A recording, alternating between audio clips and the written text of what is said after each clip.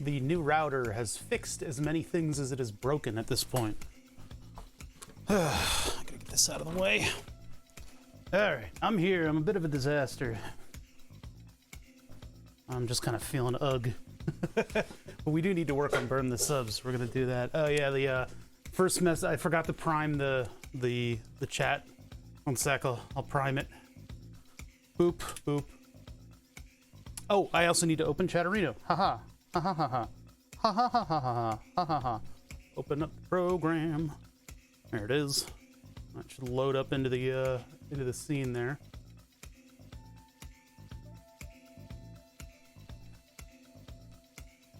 Two point 19 should be the stand light, and it's not working right now. This is like I don't know what's up with all my stuff is being a little bit ornery after I replace the router. It also means that the OBS stuff isn't working. So if I do the face procedure, well, okay, so that's working, but it didn't change the color temperature or anything. Weird. All right. That could actually just mean that it doesn't know which camera's which.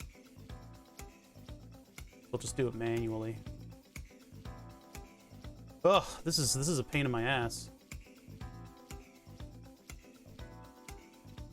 100. I forget what the gain was set at.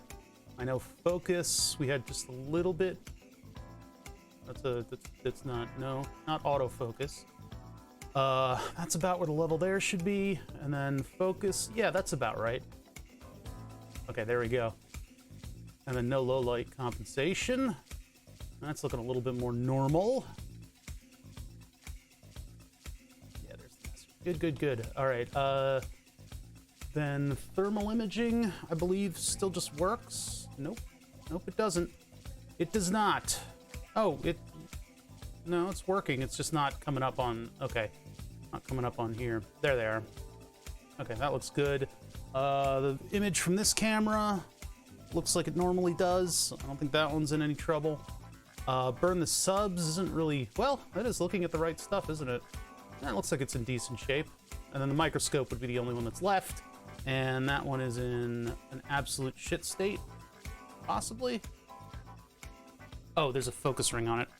Everybody goes blind. Put this thing back in. Oh my goodness, that's a lot of brightness. My focus ring away. And then that goes into focus like so. Regulate, move it back. Yeah, I meant to do a gaming stream on Saturday, but the after moving my computer upstairs and then getting it, wait, did it undo all my settings? No, okay, I'm still here. After getting my computer all the way back down here, it was being an absolute pain in my ass to set up again. I don't know what happened. It's like all the USB sockets were, like all the USB cameras were just not cooperating, which is odd because they're using MJPEG. So the 1, 2, 3, 4, 1, 2, yeah, 4 cameras. The 4 cameras that I use should probably be able to all be on the same USB. I think there's enough stuff in it that it'll differentiate. Little white hair. What is it? What is this one? Hold on a minute. Hold on a minute. What is this? What is this hair? Like bright white, giant, distracting hair. Hold on. Getting old, chat. Better it's radiation. Radiation probably hit it. Oh no, I gotta. Ah, those are innocent. I can't. I'm doing it through the camera, so it's like impossible to see. If I like inverted it back or something. All right, it's somewhere in this cluster. No.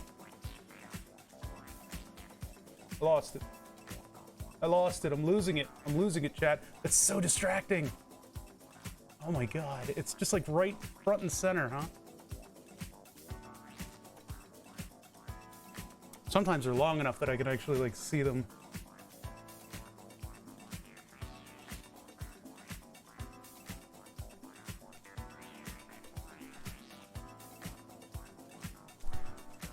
Ah, it's the wrong one again. Fuck.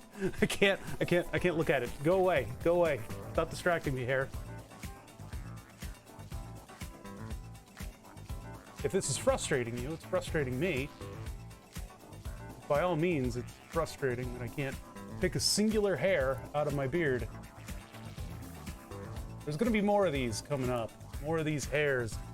I don't think I'm gonna go gray, traditionally. I don't think I got those genes. But some beard hairs have fallen.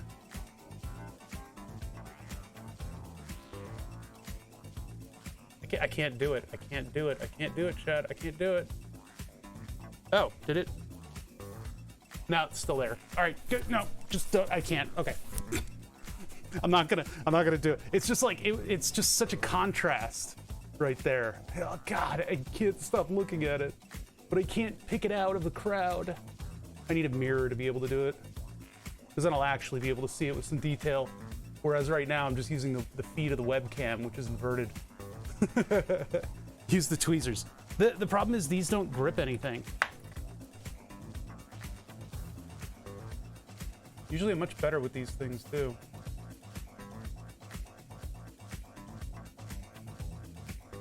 Twitch plays pluck a hair.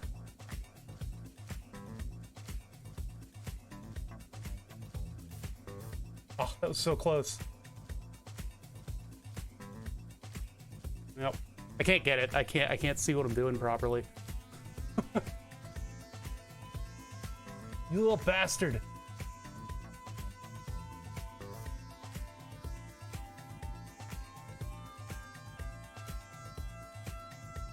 Nope. I keep plucking hairs too. That's the problem. It's so distracting.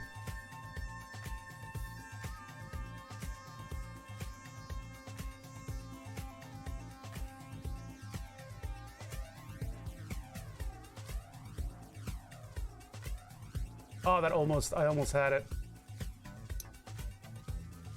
Yeah, 1080p is not enough for individual hair. I'll have to go to the mirror and just pluck it when I get a chance. I can do that in like a second in the mirror. It's just doing it with a webcam feed makes it really weird. Anyway, hi. I'm a mess today. I've been a mess for actually a couple days. I don't know. First Twitch chat induced gray hair. That's true. You guys, it's your fault that it's there. I haven't been streaming a lot. Things have been kind of wacky over here, but I'm under control now. I should be okay. We're gonna work on burn the subs, which is something we've had to do quite some time. But ever since this router, I swapped out this router, and now all this stuff is just in disarray, and I don't know why. My lights don't really work anymore. This camera looks like it's on the mat and not straight up and down. See, I moved everything upstairs to do a little bit of brewing, reminding myself about how boring brewing streams are, because you need to boil stuff for like 2 hours. Both of those brews are fermenting, by the way. They're doing great. They're in the cool shop. I don't keep it very hot in here. And they're just fermenting away, bubbling away, happy as can be. So we're gonna switch gears back to working on burn the subs. I'm gonna unplug the stand, give it a second to think about what it's done, plug it back in. I need to set up more of these Tasmota sockets too. Beer time? No. Beer time is why I'm all fucked up right now. I had this beer and it had absolutely the worst reaction to me. I got real gassy as a result of drinking it. Very strange. Hey, it's me. Oh. Now it works. Okay. Weird. I think maybe I need to update everybody. I think I need to go through a round of software updates for all these things. And then my flows for this stuff, I don't know if this stuff is working or not. OBS is connected, but then these commands I don't think really get in there. So I'll have to, because Leb did a whole bunch of work on this stuff, and so I'll have to take a look at what he's done, because the stuff he has now probably would make all this stuff work really well. And I could probably think of a couple things that I could also automate in addition. For instance, like all of the camera stuff that I'm doing, instead of relying on bar rater tools, I might be able to just do it all in here. Yeah, this is Node. The sun is over the yardarm in the UK. What is that? Does that mean it's time to drink? Yeah, so project, this is Node-RED, and these flows are what help me automate all the stuff that I do here. All the stuff that I do, like turning on and off the lights, for like when I want to actually start streaming, I hit lights toggle and they all just turn on. What's up, Donad? How's it going?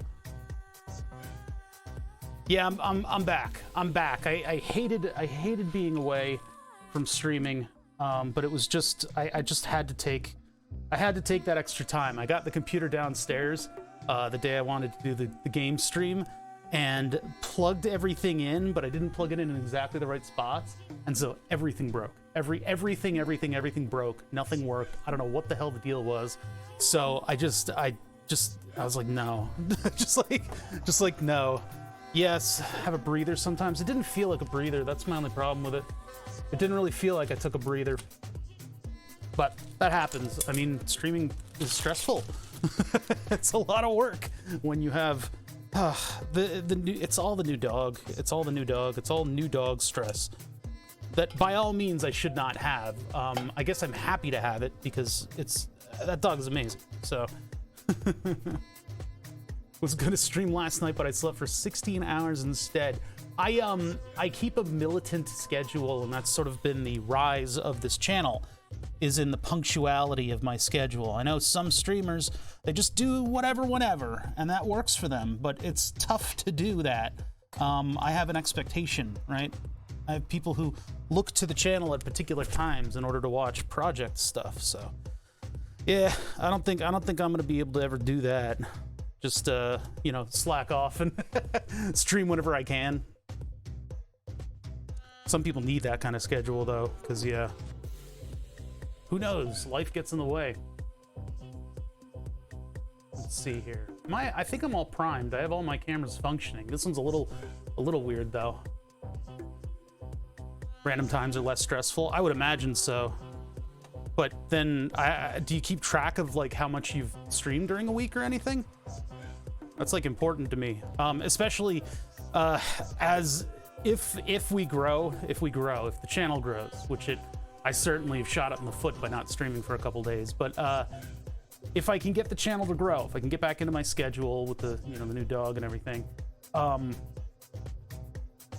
there's a possibility that advertisers will start sniffing at my door. And in that case, I need to be able to give them numbers, concrete, evidence of channel growth. Yeah, be 3 hours late and grumpy if you had a start time. Well, that's why you work being grumpy into your stream. if you're gonna be pissed off, it might as well be at chat. Oftentimes, they'll give you a wonderful reason to just be mad at them. That's the secret. That's the secret. I didn't pack away these screws with the laser stuff. I do want to get the laser stuff back out. I'm itching to like really give that ring laser gyro like a good college try, I've got a couple camera boards that I could potentially put in the path, but they output analog video. They're like a yellow RCA connector type video. So I can't like plug them into the machine here and have like a good laser target. I don't know if that's what it takes. Like I don't think it's good for the camera, like the CCD or whatever, to just send a laser directly into it. Composite video rocks. Yeah, it's pretty cool. All right. If I could like convert it to HDMI, I could maybe put it into the whatever thing.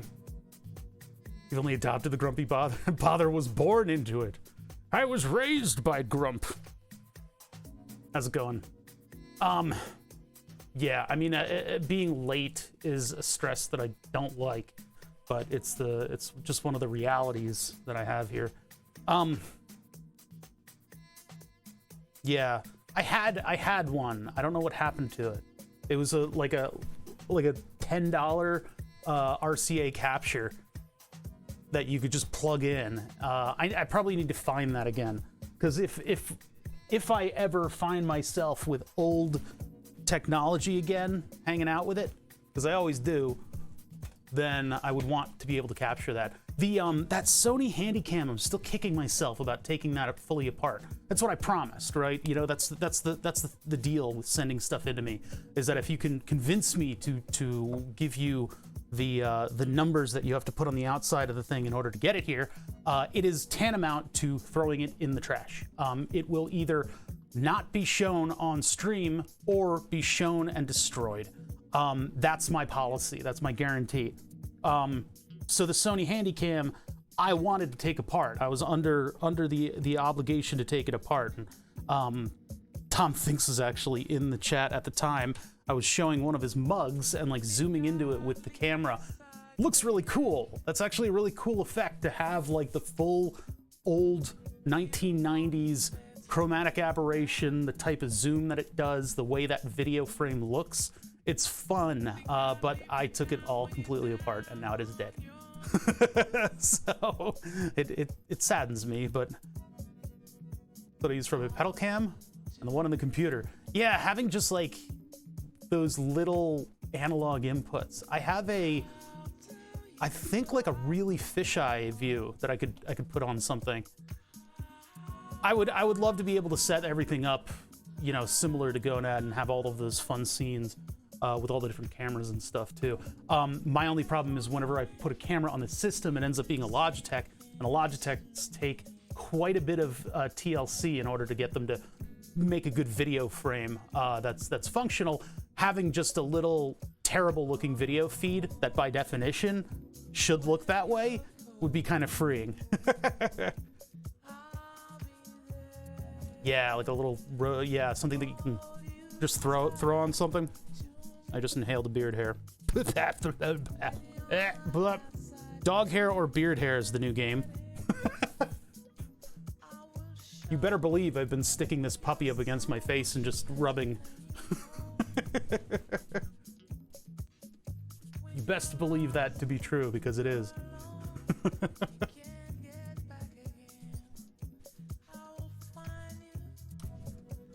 All right, not much going on the desk, but I do want to do assembly today. So I guess I need to open up a little bit here and start moving things to places that they need to permanently reside. Yeah, the new router really kind of messed things up here, huh?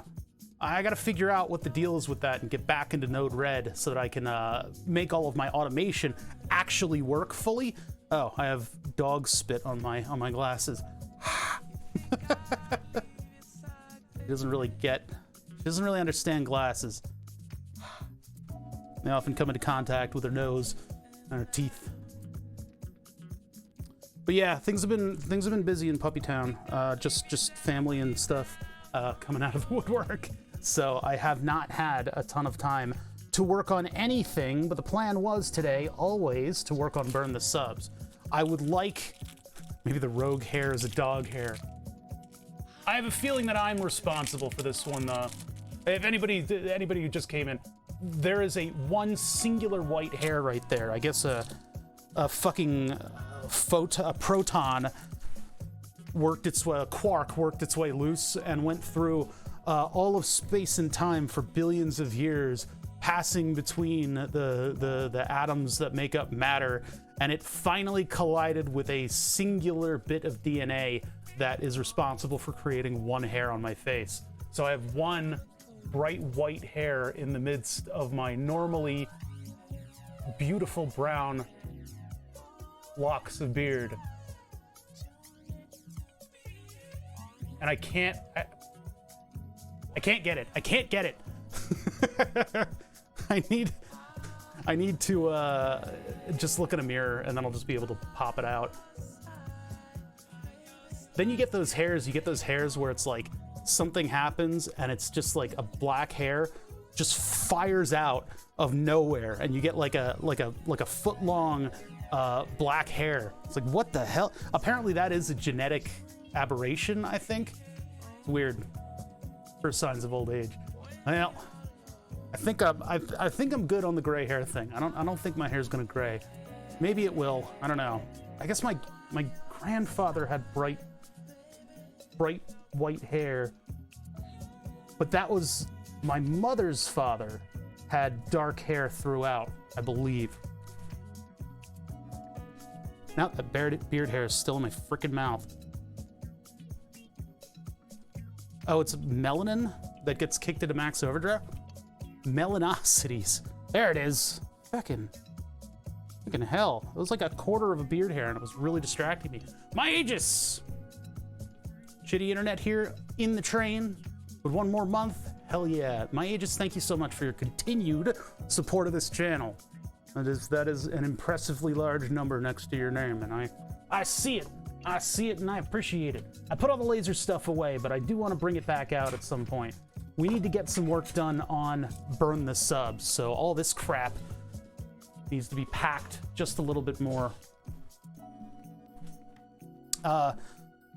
Burn, or what is it? The laser stuff, I think what I need to do is give up and use the tube laser. But the setup that we have isn't much going to change, just because that's the nature of the beast. Let's just start the stream. We'll do this, and then I'll get the music out. Lee Mages is the name of the DJ. He's fairly popular around that Philadelphia experiment crew. He's a good guy. He's a good friend. Okay, so what are we doing today? Welcome. I'm back. Hi. I would very much like to get some work done on Burn the Subs because things have been slow lately, and it is your fault, but it's not your fault. It's your faults for not being around. I'm gonna blame you guys on this one. No, it's just basically, you know, the whole Twitch shuffle. The less I stream, the less stuff happens around here, and the less Burn the Subs I have, the less incentive to subscribe there is, and so the numbers go down. They go burr. which is, you know, that's fine. That's you know, that's like, I just said water is wet, you know, but I need to now get my shit together, and we need to actually work on Burn the Subs. So a couple things that I'd like to have happen. With Burn the Subs, we need to put together the hardware for the control panel. Features locked down. I think we've got everything that we want and or need in order to get this thing back up and running. Software is going to be a particular beast, and I haven't even touched that yet, because I'd like to have all the hardware on lockdown first. The fun stuff, the hardware first. That's sort of where we are. That's sort of what I'd like to work on. I've got all this laser stuff sitting in front of me, and what is also included with all of the laser stuff is this little 3D print right here. This little 3D print right here, PETG, clear, smoked clear. Doesn't necessarily have to be that. I could probably print one in red or blue, but we'll just use this for now. It is a water jacket that will surround the laser diode and cool it.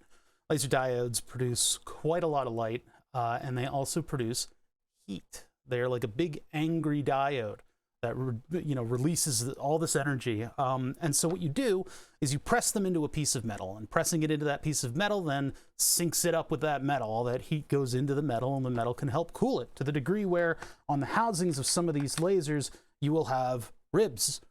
That's not for grip. That is so that you can encourage a little bit more of a heat exchange going on.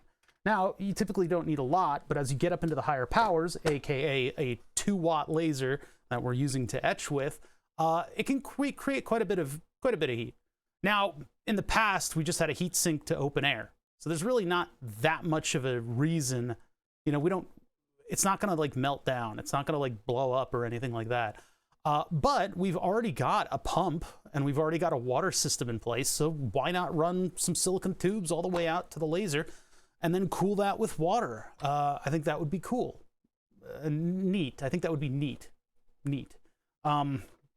Yeah, so that's the idea. That's what we want to get up to today. I need to make a little bit of room on the desk. Or no, that's not what we're getting up to today. We will get to that soon. I want to lock down hardware. I want to lock down the hardware on this board. All the things that I need to be in place. We've got all of this stuff, and so we can just figure it out and start actually like wiring things, you know, figuring out what connectors we're going to need, etc., etc., etc. So yeah, it'll be one of those. It's one of these like little cobbling things together stream, and we can figure out, you know, where everything goes and what gets wired to what. We can get into mechanical stuff. We can get into soldering stuff. We can just do stuff. There's stuff with the stuff. You got the stuff. I don't got the stuff. You got the money. I don't got the money. All right. I'm gonna relegate this bin right here to laser screws, because this seems to be a laser leaning bin. Everything in here is kind of lasery. Getting a little lasery in here. I don't think I'm ever going to need that many sockets.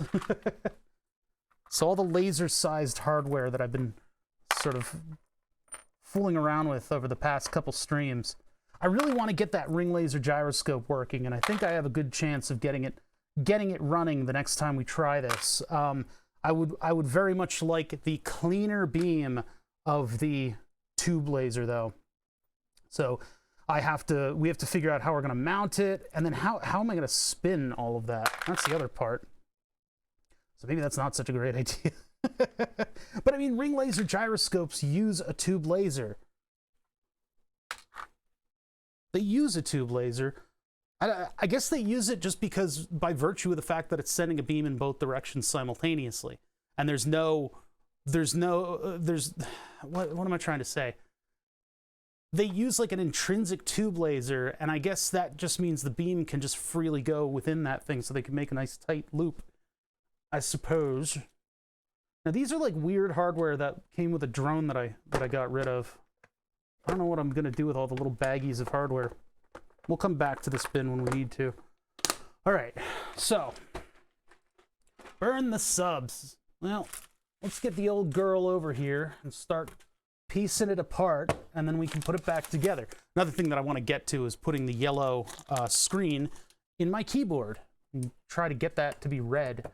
But let's do burn the subs first. We gotta. Oh, these feet. What am I gonna do with these? Will these fit in that bin?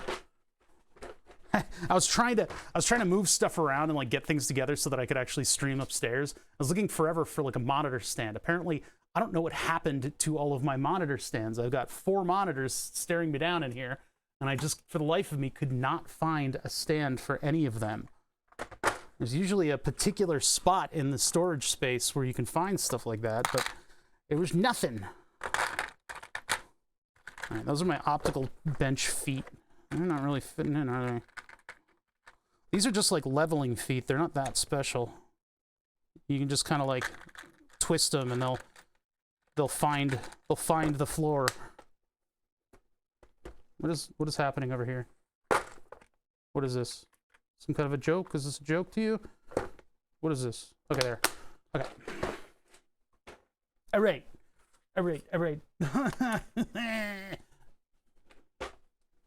Always something. I think I need to like dedicate this bin to the purpose that it serves instead of, because it's like a mishmash of stuff. Okay, burn the subs. I gotta get the hardware, bring that all over here, and then we'll open it up a little bit and see if we can't get the new print and everything in there. What is that? Ah, disgusting. Hold on, I gotta clean off this whole desk. The whole desk needs cleaning. God, what was I doing over there? Why is there like grease?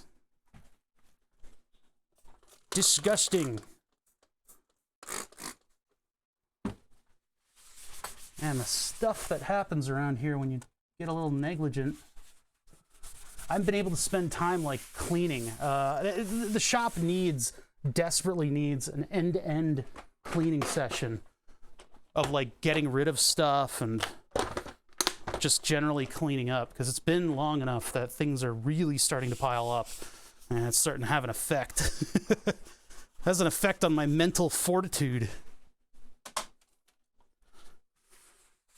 Okay, so yeah, grease your lasers, kids. I actually have seen them use grease in order to keep the columnating lens in order, to keep it from like adjusting itself. Usually there's like a spring, and the spring thing just kind of keeps it all in order. Okay, all right. Picking up, burn the subs. Try not to spill any of the stuff and the materials and the glass. Bring that over here. I would also like to cut off the tips of these 2 rails so that I can put corner cubes on them. But we'll work on the outward stuff first. The good stuff, the cool things. And then the 3D print. Where did it go? I think it's over in the corner over here. Oh God, is it behind the computer? Okay, hold on. I gotta dig out whatever this 3D print is that we're putting in there now. I used space gray, which gives it a bit of a rough finish. I think I gotta go all the way back here. Yeah, looks like I do. There it is. Cool, got that. All right. Space gray. Not very spacey.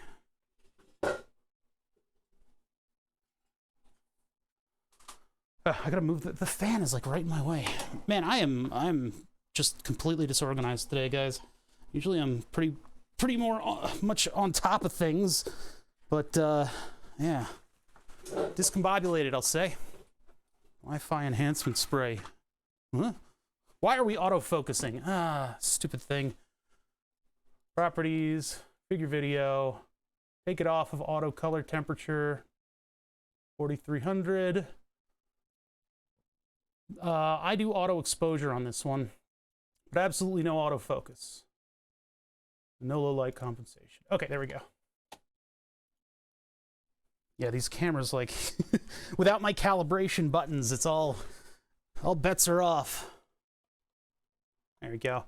You wonder why streamers are so weird about their setups, is that if you touch one thing, it can have a cascading effect on everything else you do. Am I gonna have to get a new tube? I think there's mold growing in this. Oh boy. Oh boy. Okay, let's get started here. So, I have a new back plate for all the electronics. I would like to dust off some of this stuff too, and to get it all situated and ready to go, because I'd like to start wiring it up almost immediately. Space is not really known for its gray colors, I suppose. So yeah, this was the idea was originally that the lattice structure would be behind the print, and you would be able to see it through the translucent filament. However, space gray is a pretty neato color, and so I decided to invert where the patterning was because it looks like the inside panel of some type of cursed spacecraft. So that's the way we're doing it. I split the part, and so the legs now have to be inserted under the plate as a separate piece because I'm not about to print this entire thing on supports, and I wanted to have the crisscross on the top layer because space gray looks really cool when I'm printing it a little too hot, and so it looks kind of like a fabric over structure kind of thing. I like the look. That's the idea anyway. So yeah, this is Burn the Subs, by the way. So this is the controller for my wall-mounted subscriber burning platform. That's the wrong camera. Why is it looking at the reflection off of this that's then looking at like my dick? What is going on here? Anyway, Burn the Subs. That thing behind me, big plank of wood that is going to be able to burn the names of subscribers onto itself. We've had one for a fairly long amount of time out here, actually. We've had it for a couple years going, and I have two different boards that are full of names. They're full of names. Basically, the idea is every time a transaction is completed between the user and Twitch, we will burn a name onto the board. So if you gift a sub, the giftee ends up on the board. If you subscribe yourself, your name ends up on the board. If you subscribe and then change your tier 3 times, you can get 3 names onto the board. But typically, it's your subscription is up, you announce it, and that's when you can subscribe. So yeah, that's the idea. My summer car curtains, do they look like that? I feel like a picnic table when I wear this one. The idea is simple. The execution is a little complicated. Over the years, it has become fairly memed to water cool this thing. And while you're buying water blocks for tiny hardware, you might as well water cool the tiny thing that the water block is. I mean, like, so the motor drivers originally I thought were going to overheat. And so I ended up building the water cooling, system with clips and a little temperature sensor on it. And then while you're buying those, you might as well get the one for the Raspberry Pi itself, because that's what they were. They were just Raspberry Pi water blocks. Alpha Cool sells them, and they're neat. It's not like we're overclocking it or anything. But while there's water, we might as well also cool the laser with it as well. So that's what this test was all about, seeing if this motor, this pump, can actually cool the rest of this thing. We know that it can get water all the way out to here with enough pressure that it leaks out of the 3D print, which is kind of a problem. But let's, I guess, just break it all down. We're just going to break it all down and build it all back up. So I got to start unplugging tubes from all this stuff. Now it's not a series water cooling setup. It is all in parallel. I don't know if there's an advantage to that or not. Oh God, I just got sprayed by whatever this water is. Oh, this is how I die. I'm gonna get pneumonia from that, or whatever it is. E. coli. Yeah, it's like sink water that's sat in here for like months. It's not good stuff. Chanella? I don't even know what some of the stuff you guys are naming is. Is that what's going to take me out? Is that going to be the last of Oh Bother? Get Legionnaires or something? Thought it would be a stress-induced heart attack. Dude, a chat member saying the literal dumbest thing that I've ever read in my entire life, and that'll just stress me out so much that I just drop. Oh, it does cause Legionnaire, and it lives in air conditioners and stuff? Oh, that's fan-fucking-tastic. I can't wait. This tube is clear. It's just got, like, the salt or whatever that was in the water because they've all dried out. So I need to put these under, I need to run water through them and clean them out. They're easy to clean out. I'll have to do that in a minute. I can't do it on camera though. Can't be done on camera. Let's get this zip tie out of here too, because we'll have to figure out what kind of stuff I need to 3D print in order to mount the pump, now that we know that it's good. Aspergillus? Man, you guys are... We got like some biology majors in here schooling us about all the wonderful bullshit that's going to inhabit my fucking esophagus or whatever. All this stuff that's gonna take me out. I gotta like unscrew this in a particular way. Here we go. Lurgy? Lurgle? Nurgle? What? I don't know any of this stuff. Oh, it looks like that. Okay, I can't unscrew that. That has to go with the whole thing. Okay, all right. Wait. Working with it. I'm working with it. We'll get there. Yeah, I don't know how I want this stuff to be organized. Let me just unplug it for now. The only problem is these fittings are like super duper duper hard to disengage, which is good because I don't want them to leak, but good because I don't want them to leak, bad because they're kind of annoying to work with. I mean, I guess I can unscrew this one. No, that's not really going to work. Oh, the little problems. It's all the little problems. Those are the fun ones. All right, well, no, I gotta get this out of here. I need to just pry it off. I guess just a flathead screwdriver. Oh, and this is not doing me any favors. Here, why don't you do that so people can actually see what the hell's going on over here? Yeah, so I'm just trying to piece this thing apart so that I have room to work, because we've got totally different hardware going into this. This is a MKS Gen, is that what this is? Mini E3 version 2 is the 3D printer board that we're using to power the laser board. You know, the differences between an etching laser and a 3D printer are not all that large. And so in order to run the 3D printer, or sorry, in order to run the laser etcher, you know, 3D printer stuff is so prevalent that I was sent this by a friend. So what we'll end up doing is using that hardware finally to do something, you know, cool. And what this allows me to do is I'm pretty sure that I don't need limit switches anymore. So there's going to be far fewer wires exiting and entering our control box. And so I can use a big old chunky DB connector with fewer pins, and we can just put that on standoffs over here, and that'll be the interface with everything. So if I ever need to work on this, I should realistically be able to unplug everything from it and probably clip off the tubes for the laser, and I can move it around. I'll have a little bit of freedom with that. But first, I just need to get all this stuff out of here. How am I going to do this? I guess if I keep those, let's just get the electronics off, and then, yeah, I'll figure it out from there. We'll figure it out. But we're going to run Clipper on this now. And with Clipper, we need to figure out the API to get into, not Octoprint. Maybe it is Octoprint that I want. I don't know. But our old code should still be pretty functional, and then we'll hook it up to something different. What is this? You guys just burning all of your points away? Trying to choke me out with methane over here. Methane. All right. Oh my god.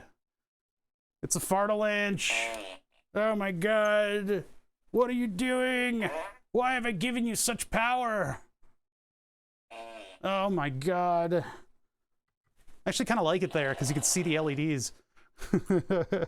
You see the little LED of whichever fart noise it chose. Oh my god. Oh dear. Oh Jesus Christ. What is this? For anybody that doesn't know, and if you actually don't know, thank you for sticking around, because this thing right here Yeah, every now and then. And Tropic Heaven, thank you for the 12 months. You almost got lost in the churn of the fart-a-lanch. For anybody who doesn't know, because I guess I popped into Boone's stream because I like Minecraft. I like watching a little bit of Minecraft, and Rubber Ross is doing this cool server with a bunch of the cool kids in it. Watched that for a bit and left a comment, and he was like, "Wait a minute, who the hell are you?"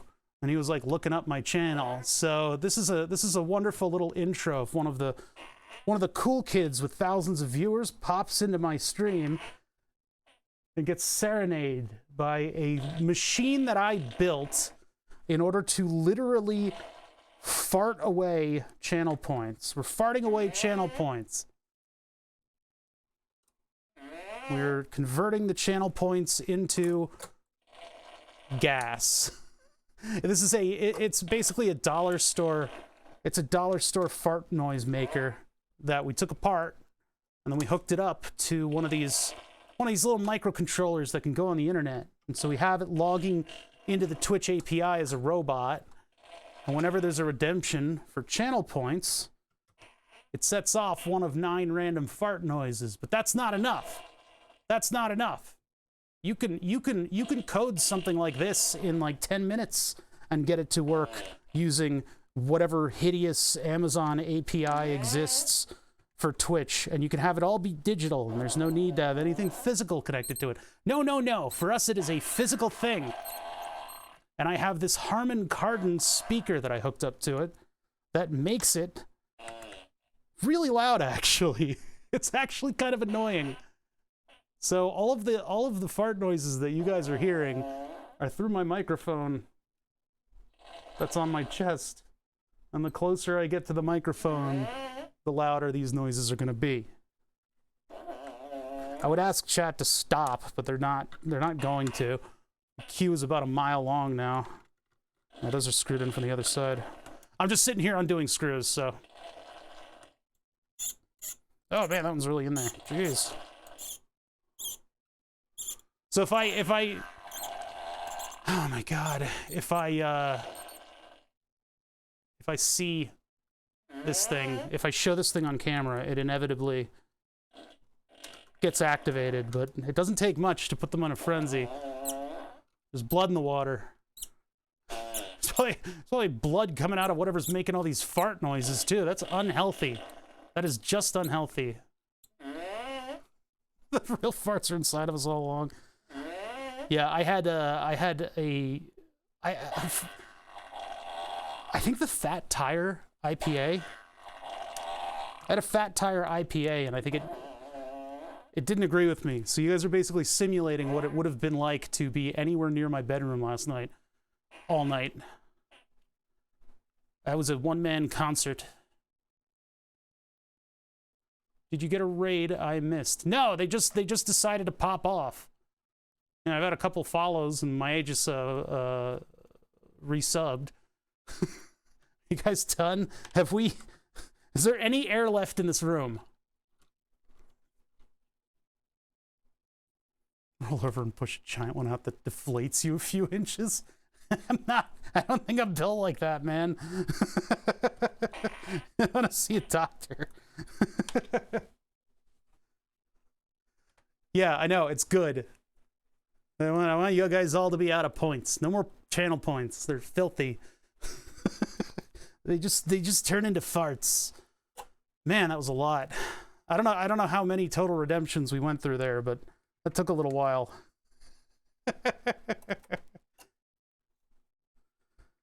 Okay, so what I'm doing is we're going to spool up the new backplate, and I don't know how comfortable I am with. Did you really count them all up? This 168,000? Or is that just what you have?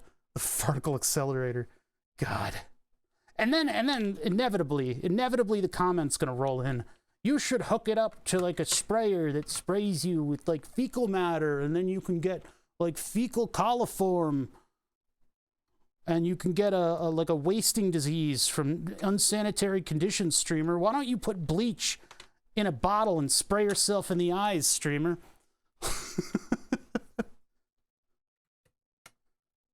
Just fucking do it, streamer. Why don't you just fucking take one of your fingers and smash it with a hammer until it's flat for us? Do it, streamer. Do it for us. I'm already all fucked up. I got giant scars all over my body from owning a dog. She's gotten a lot better. These are all healing. None of them are new. None of them are new, but she did do that one, which is particularly annoying. She's got very sharp teeth. I mean, you guys saw her the other day. She's the cutest thing in the world. She doesn't actually mean to be doing any of the damage. Also, this is not dog related. This is fall over bullshit in the shop related. I'm all fucked up, chat. Yeah, it's a Noctua fan, not Noctura. It's a Noctua fan. I swear by these little things. They're not cheap, but they are very good in that they run slow and they're made out of thick plastic. They are quiet as a result. But I like my Noctuas. I like them. I use them for just about everything. Yeah. I mean, you could just see by the computer over there. Is that on the face cam? I think it is. Yeah, you can just see it's all Noctuas in that fucking thing. So I have like a particularly large amount of Noctua fans kicking around at any point in time. So when we were building Burn the Subs, I said, well, it's going to be enclosed inside of this glass box that my brother made way back in high school. And if actually, I don't know if he made it because there were little tabs where you could. I think he bought a shadow box, to be honest. Anyway, comes from my brother, a project that my brother was working on, and if this thing is going to be enclosed, there are quite a few things on here that produce heat. Raspberry Pi don't really need heat sinks for. If you want to be kind to the silicon, it helps to put a little bit of heat dissipation ability on it. There's heat sink kits that you can buy. You just plop a couple little things on there in order to give it just the little bit extra ability to dissipate heat. Raspberry Pi has a really nice ground plane. It was very well designed with the ground plane that it has. If we look at a running Raspberry Pi on thermals, you can see that the Raspberry Pi's PCB is just a uniform color. And what that means is that there is enough heat in there, first of all, for it to stand out. You know, you can see like the outlines of chips on it and stuff. But in addition to that, it is dissipating its heat over a large, flat, uniform surface. So Raspberry Pi, just in open space, pretty good at just functioning, right? If you enclose any part of it, if you put a case over it or something like that, that's when you need to be cognizant of there being a little bit of a heat buildup. None of it is particularly debilitating, and the people who water cool it should go to a special prison for maniacs, because there's no reason to water cool a Raspberry Pi. There literally is just zero reason to do it. We're doing it. It's a bit of a meme. If you overclock it, I guess you could, but why would you overclock a Raspberry Pi? It's like a microcontroller that's like super duper capable to the degree where I have trouble putting them in projects. I don't know what to do with them. Some people are wizards at this kind of stuff. They're really, really good at programming a Raspberry Pi. But anyway, is this class? Because I'd rather do this than class. Well, I call myself educational, mostly just in order to retain my licensing to AutoCAD. That's gone away. I don't think I have that anymore, my educational edition of AutoCAD, which greatly saddens me, but it puts me on a level with you guys. So I somewhat fashion myself as an educator here on Twitch. Bit of a niche, but we try to have fun and just it's kind of just chatting meets science and tech meets, I don't know, just some wacky stuff. And every now and then I get an opportunity to teach you guys sort of the stuff that they don't in class. We can only audit the class. Yeah, it's I don't know. I feel like I'm out of luck with that educational edition. I just kind of clicked buttons the last time I did it until I finally was able to get the licensing.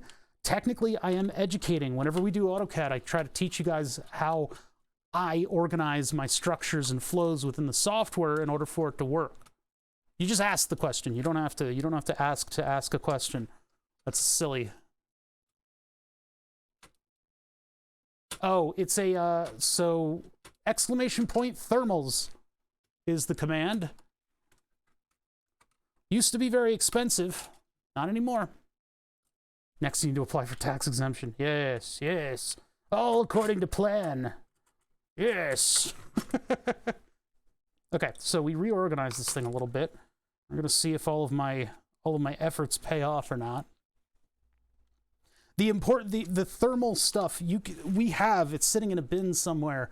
I have all the parts to make that portable thermal imager, but the frame rate is absolutely abysmal and it doesn't really work with computer that well. So what I did is I looked around GroupGets, and GroupGets seems to be a very Macintosh friendly website.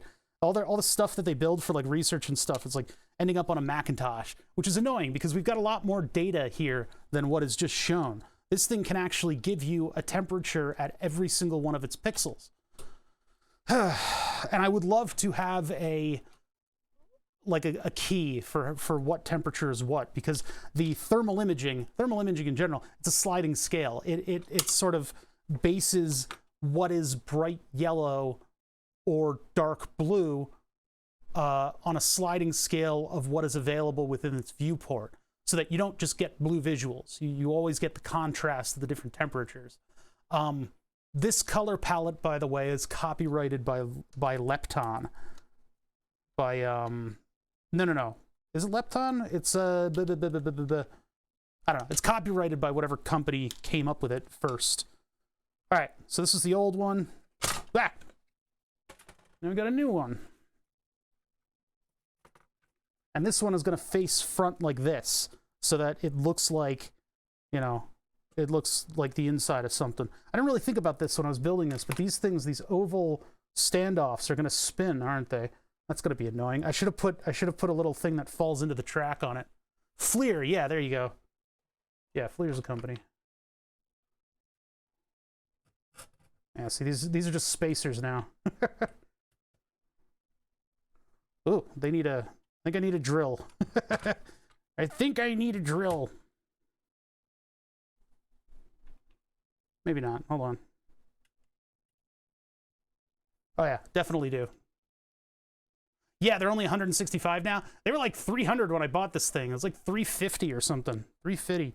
But I mean, newer units and just the cost of scale dropping, they're pretty damn affordable. I think the one that we're using right now I got on eBay for 150. I guess somebody must have bought them bulk. That's a little big for the drill bit. Well, these I kind of want that little bit of friction though that the one had. It had just a little bit of friction on it, which was nice because it holds the spacer in place.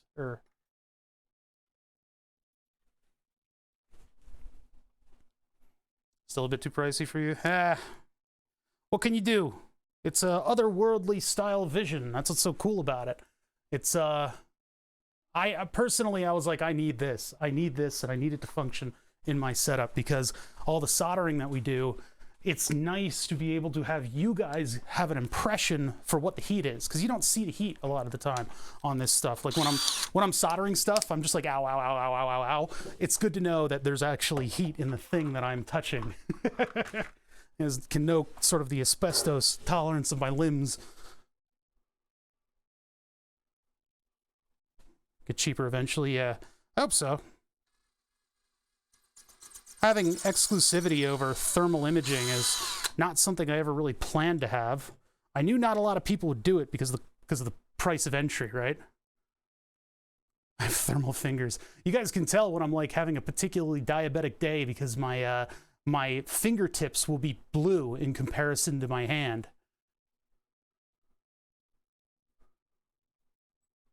Ugh. I know you guys want smell-o-vision because you're a bunch of perverts.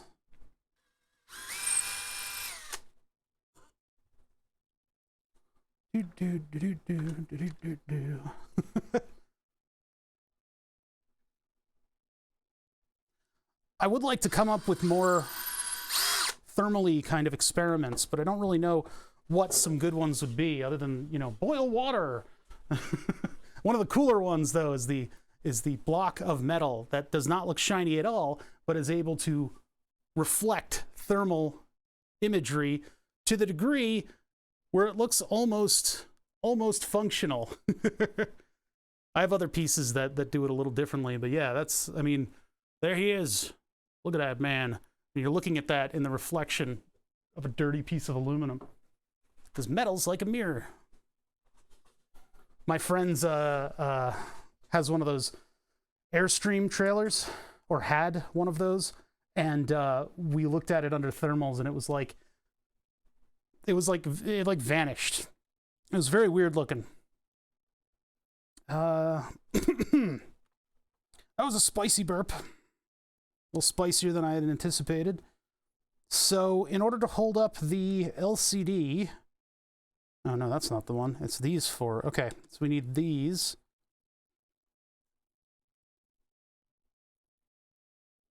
Nope, 3D printer was one of the first things, and unfortunately, it looked totally banal. It was just totally boring.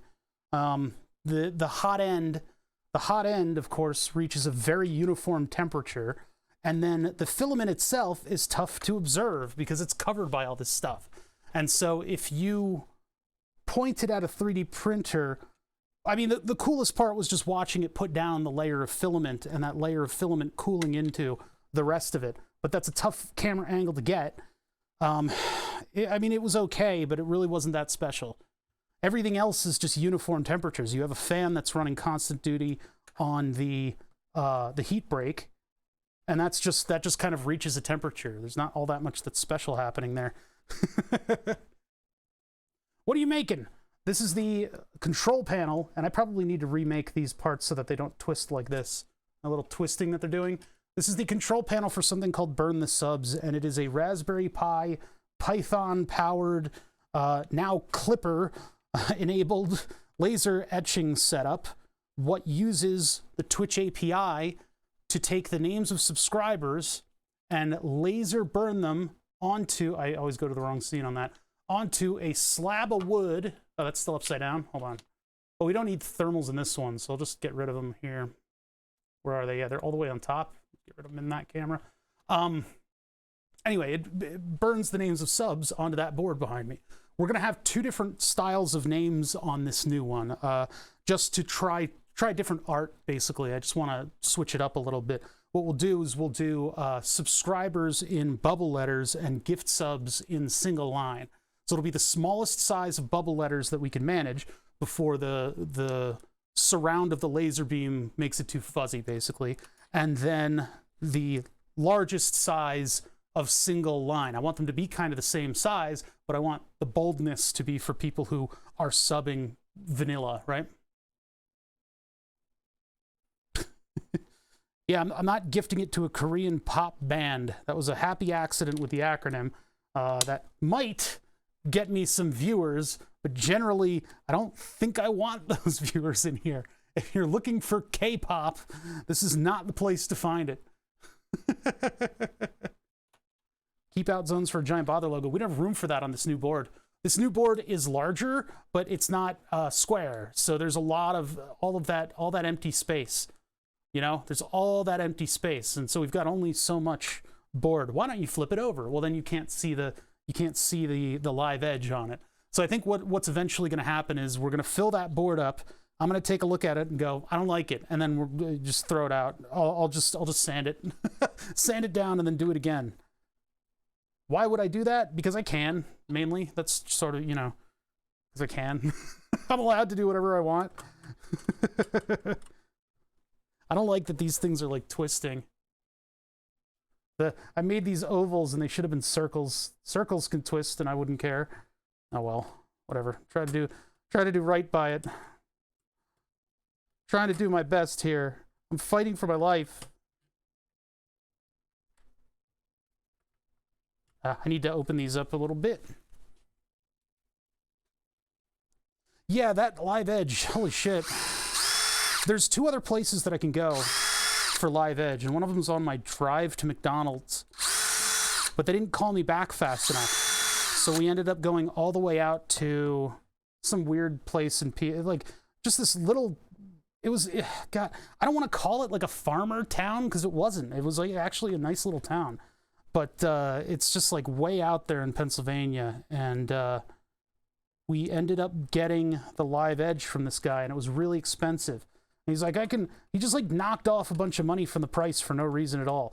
He's like, oh, it's unfinished. That guy makes all kinds of kitschy bullshit for rich people to buy for like tourism stuff. It's like, you know, like you find like part of a part of like an old car, and you just polish it, and then you put a lamp in it and put it on your shelf and sell it for $300. So he similarly has a bunch of live edge epoxy stuff that he does, and so that's where this board came from. It's big enough to be a park bench, though. I really just needed a facade. I didn't need like a whole functional, load-bearing piece of wood. But it's what it's.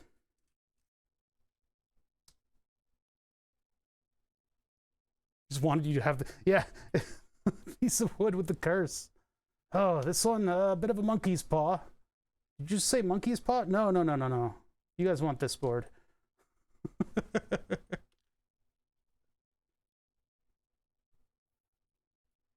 It'll be fun with all the subs since the last BTS, so get the standard ready.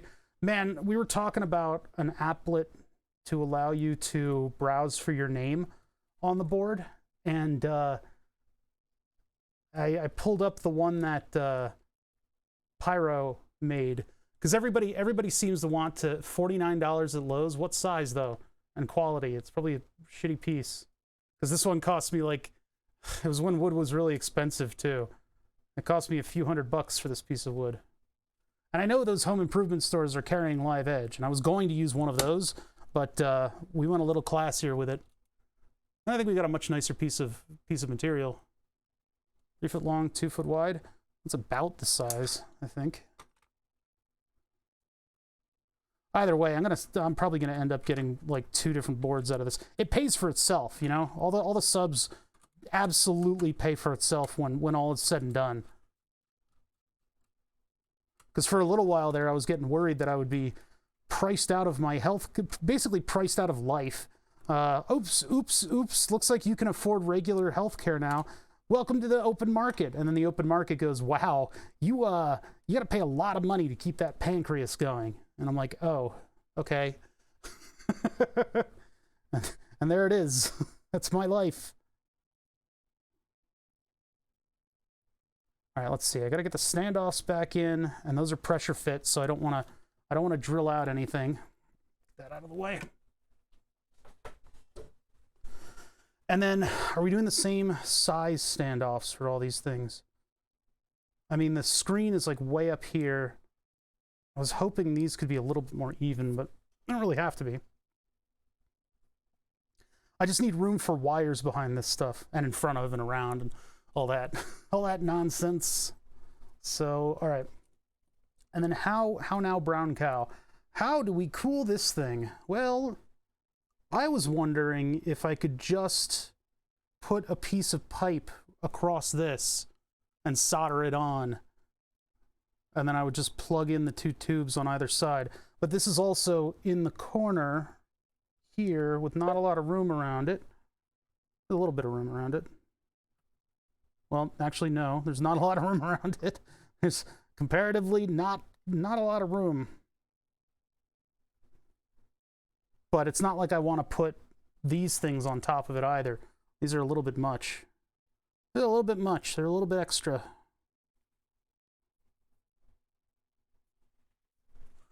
What's the shelf time on a vial of insulin? You keep it cool. I think it's a little over a year, I believe.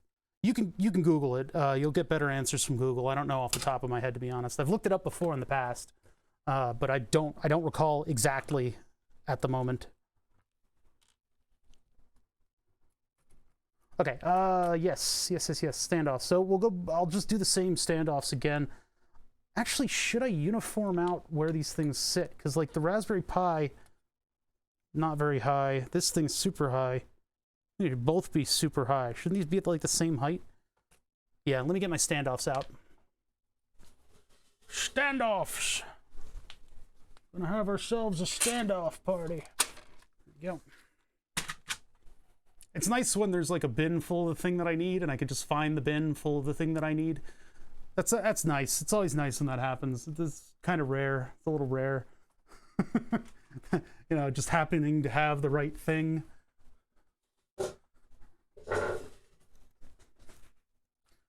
So if I do these all on the taller standoffs, then all of our circuit boards are going to be kind of at the same level.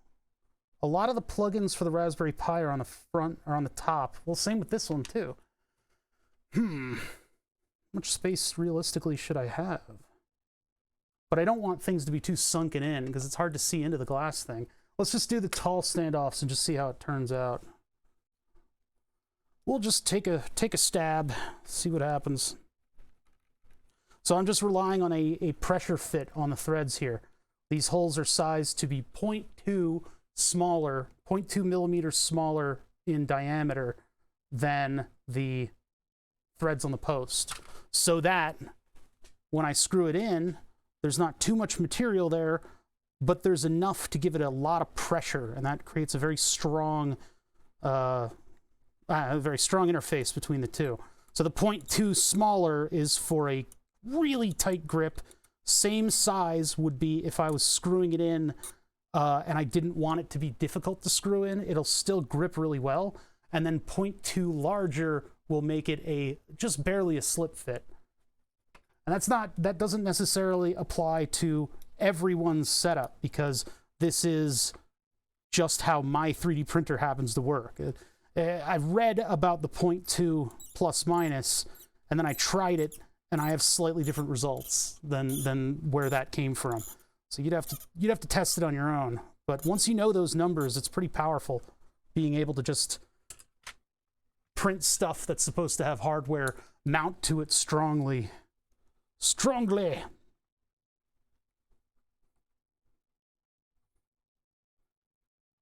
God, my fucking fingers are gonna hurt after today.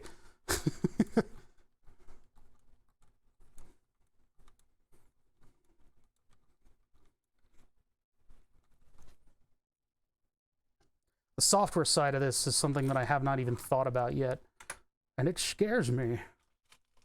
But any good project should scare you a little bit. Unless you're Demethil, and then every project that he does scares him, because he does scary projects.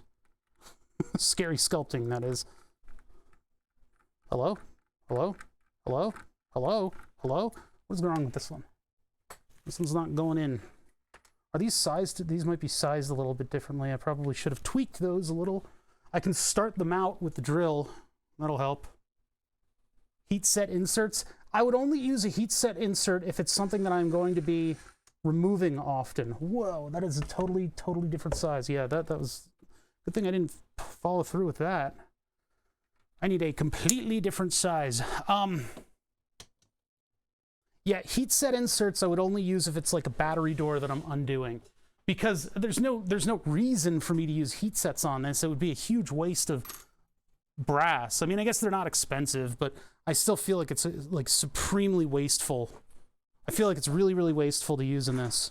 Whereas the plastic interface, this'll hold together forever, you know?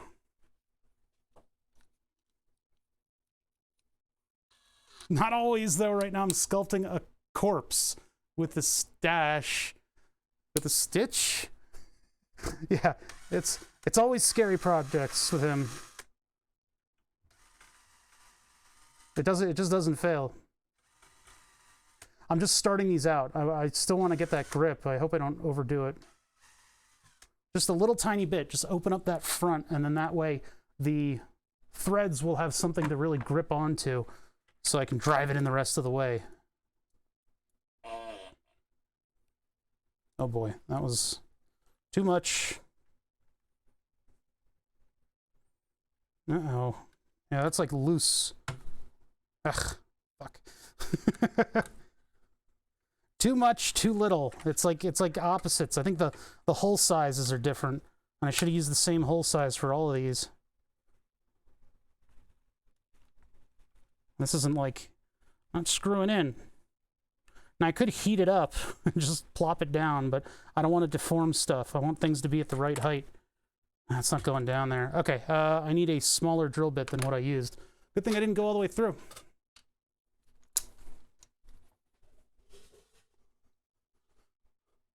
Sculpting Mel Gibson getting arrested for a DUI. Oh my god. I don't know, Ezra Miller seems to have speedrun that whole nonsense. He pled not guilty recently, I saw. Who would have known? This guy would be speed running the Hawaiian legal system. God. Yeah, this is the size I should have used. Watch, this is going to stretch all the holes out, and I won't be able to get any of them in. And I'll have to reprint this. It's like a 4-hour print. You could get 27 years for all that? Holy crap. Yeah, the heat sets are like just luxurious. They're like a chef's kiss every single time. But again, I definitely feel like they are wasteful in pretty much any of my applications. We used heat set inserts at first on the, I have a beer tap, and that has a character VFD display. VFD being vacuum fluorescent discharge, which I know my discharges, that's essentially the same screen that we've got here. So I have a beer tap with a 4-line version of this, where the tap handle has the big screen in it, and it looks amazing. That we originally started building with heat set inserts, and I just burned through tons of them, and it was just not, it wasn't good. And in addition to that, I never need to get into that beer tap. I don't need to open it up. So there's no need for me to have sustained machine threads that are kept in pristine condition. If there were any opportunity where I would be taking it apart over and over again, heat inserts are the best thing that you could possibly do, because it gives you a very clean thread to work from. But again, the total number of times that I'm going to be opening this thing up and reinserting these specific standoffs, very low, very low. What up, Groob? What is up, Groovy? I'm just looking for the same size ones to put in. One more over here. What? Let me just rolled over his keyboard.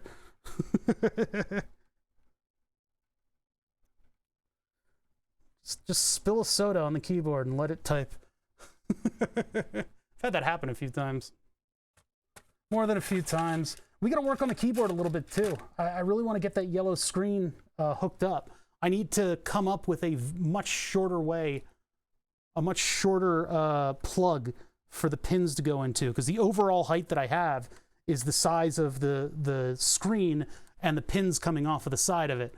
So I don't want to, I want to keep that particular part of the keyboard modular. I want to be able to unplug and plug back in a different screen, you know, in case I spill something on it. So I need to come up with a plug that the wires can go to that will plug into the side of the pin header. I need it to basically be, you know, like on this pin header here. Can I show that? Hold on. Why is it so dark? There it is. Oh, probably because the camera turns on after the fact. So let's say, just for example, well, actually, I have one of the screens right here. Let me just open it up. So here's one of the yellow screen OLED modules right there. And what's happening is, in my keyboard, the amount of height that this thing has is pretty much the height of that pin header there. There's like just a little bit of extra space, so that this isn't like, because this is sitting at like an angle to the circuit board, and it's right up against the circuit board. So what I need is something that can plug into that pin header and have a wire coming out of it. So like a cut DuPont connector or something. Like a cut DuPont connector. Yeah. We'll have to come up with something. Because yeah, and then and then I have to go through about 5 billion lines of code in order to make the LCD do something functional. I would like it to have like a menu and then different functionality that I can look through and, you know, instigate or whatever. Did I really use such long bolts on this? That seems a little excessive. Are there shorter ones that I use for the LCD? Doesn't look like it. I used the machine screws for the... Are there larger machine screws? Yes. Okay, so it's all machine screws all the way down. Yeah. Right. Uniformity in the screws that are visible. You know, it's the little things. All my clips are golden. They'll make Bother go viral.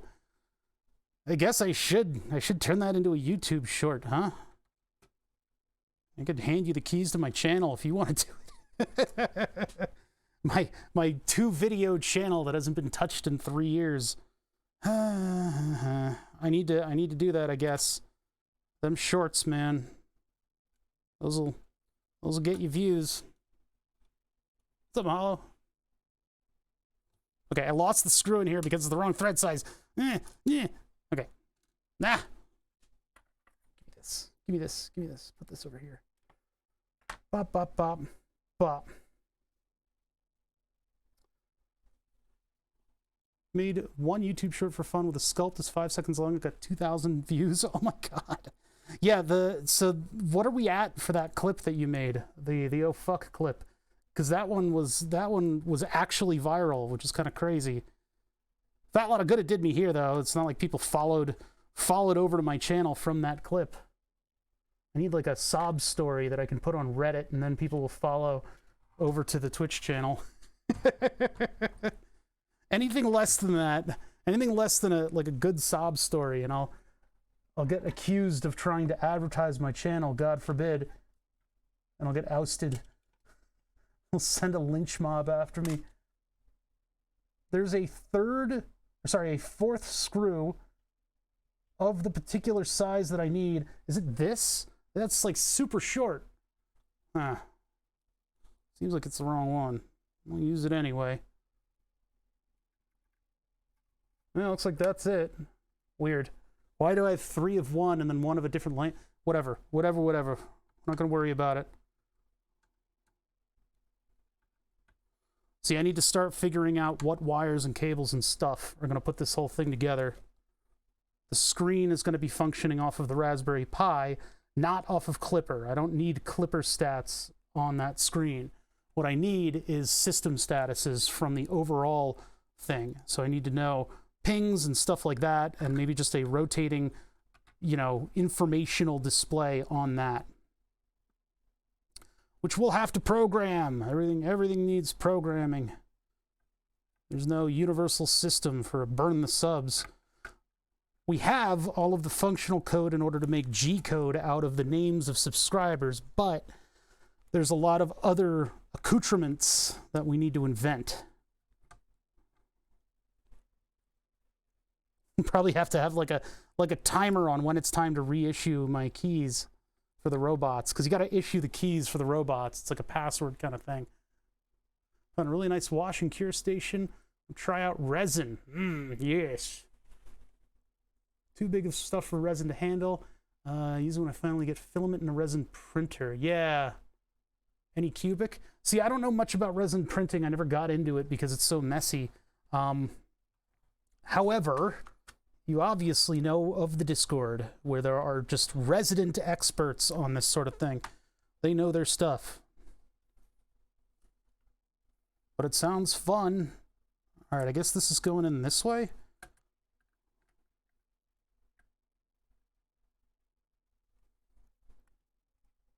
So this would be the layout if I do everything at full height. I could drop it back a little bit more if I need to. I do still want to have the standoffs because I want like air. I want air to flow around these things, cool it off, keep it from burning down.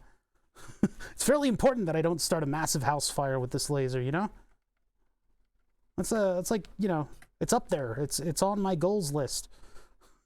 Of course, Twitch has also changed the rules for having 24-hour streams. I guess to accommodate the people who are fucking sleeping. It's so weird. Why don't you sleep on it doesn't make it anyway. There's one screw missing. One singular missing screw. Where it is. There it is.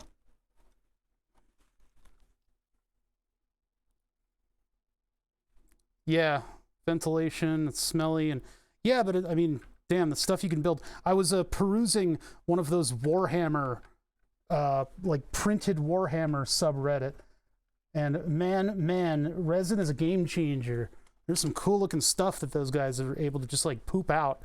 Like, I need this in my army. Control P. Oh, that's going to be difficult. This thing has to go in like that and kind of like tilt its way in. Yeah, it didn't fit over that side. Hold on. Now, is it hitting up against something? It might be. Oh, there it goes. Okay. A little dusty, but that's all the electronics in there. 24-hour BTS sleep stream? No. Abso-fucking-lutely not. So, I mean, every time I take this thing out, it's like dusty. I don't know, man. It's just dusty. But having the LCD up here, I think it needs to be closer, so it actually needs taller standoffs. I need it to be pretty much behind the glass directly. Otherwise, you can't see it because this isn't, the sides of this thing are not clear. So we need to go a little further forward with this one.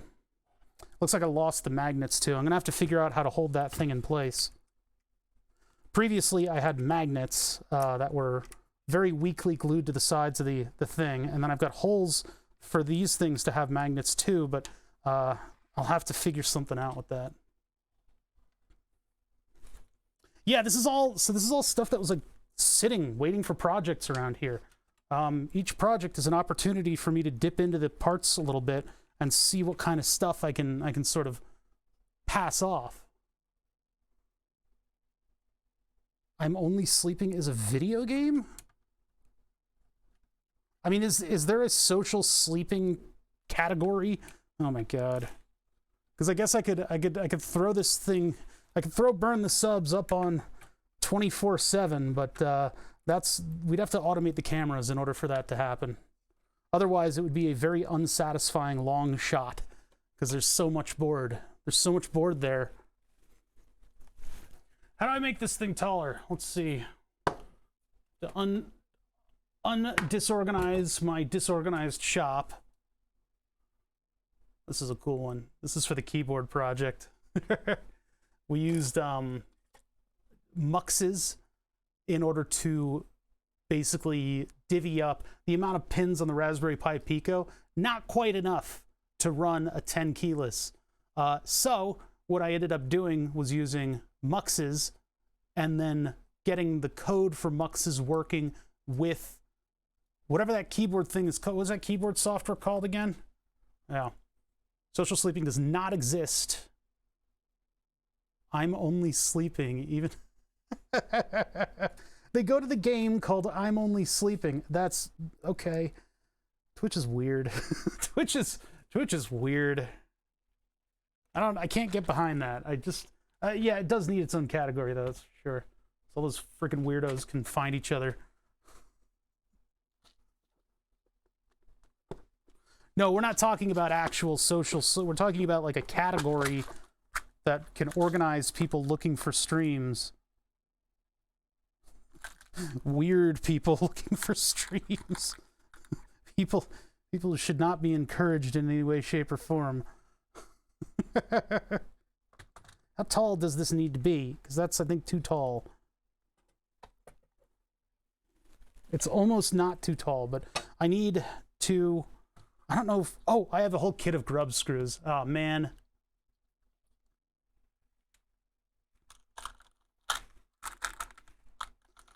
Oh, there's an always-on category? And I could run Burn the Subs 24/7. This is an automation project after all, but I would feel weird doing that. I mean, I guess... Uh-oh. No. Oh, that's a drop. I'm just thinking about this. I guess I could possibly put these on plastic.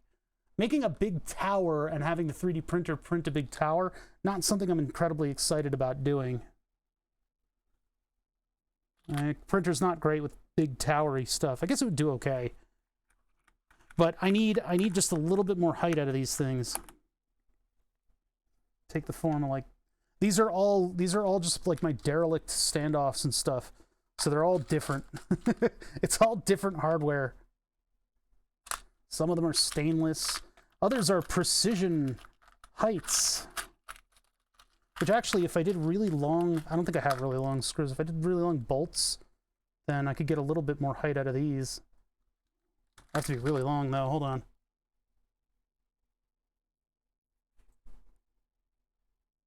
Yeah, I don't know. I don't know.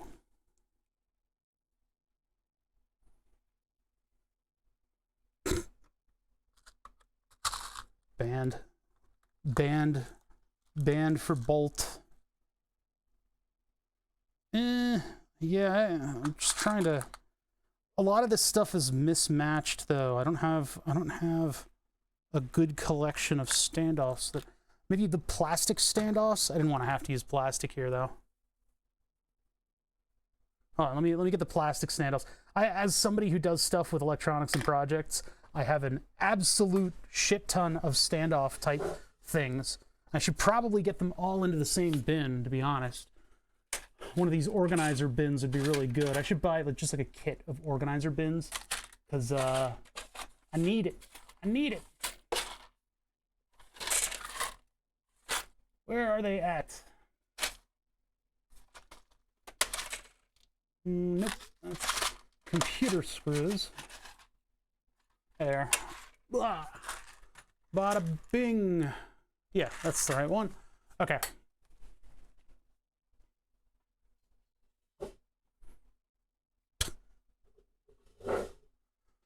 That qualifies arson. I don't want to know. I don't want to do an arson, all right? I don't want to do an arson on Twitch. Did you do an arson? Yeah, I did an arson.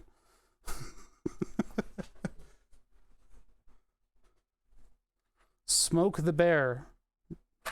Sounds like a totally different sort of wildlife service thing.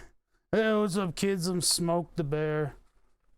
I thought we booked Smokey. Nah, I'm Smoke the bear. I'm so tired. The plastic is going to snap off, and then this is going to be stuck in there.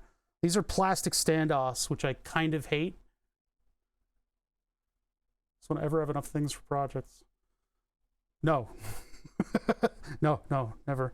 Unless you buy it, and then you've got extra, and then it becomes not enough for the next project.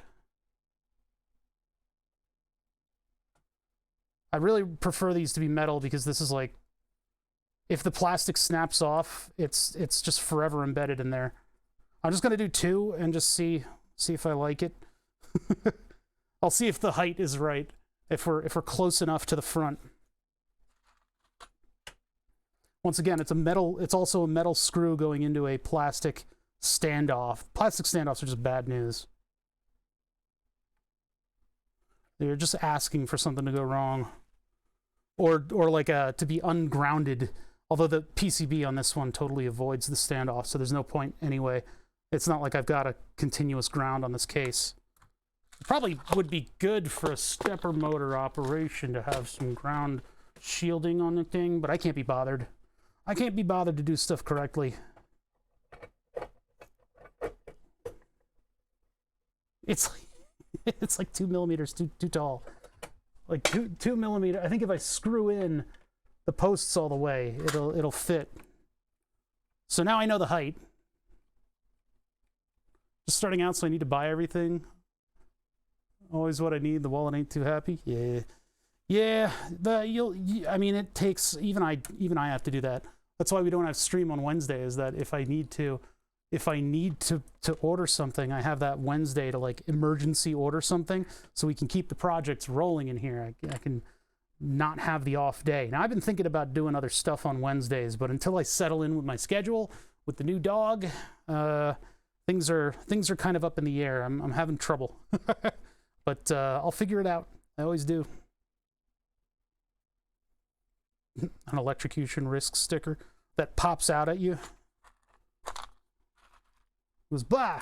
You're like, oh my god. All right. No plastics, but I do have a height. So can I figure out if I have standoffs that even approach that? That's like a mid-size, so it would be like Even that's too long. Huh. Stupid thing. I don't have any, like, huge standoffs, and I don't have any, like, super short ones. Something as a spacer, and then put a long bolt through the back. Yeah, that's probably the best way to do it. All right, so I gotta tear this all the way down. Well, can I get to the 4 screws? Oh, yeah, I can totally do that. Cool. And then I spill more water on the desk because of the friggin' the reservoir. Stack a bunch of the smaller ones. I've had projects where I've done stuff like that, where you have like 6 washers. Yeah, I mean, like, it's like I do that parts collection stuff anyway as well. It's all about how you organize it after the fact, though. Nobody has everything that you would need, and the opportunities to find big collections of electronics typically is because something's closing down and it's all just completely obsolete garbage.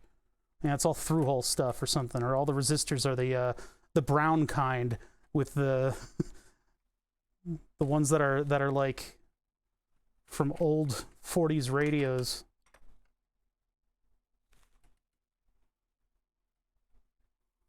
Gridfinity?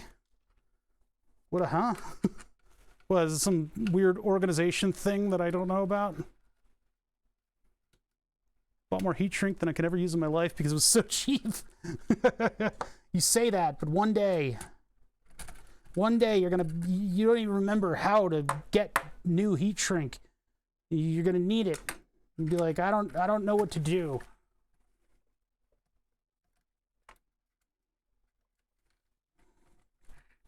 All right, give me it back. Give me the fucking, give me the, okay, got it.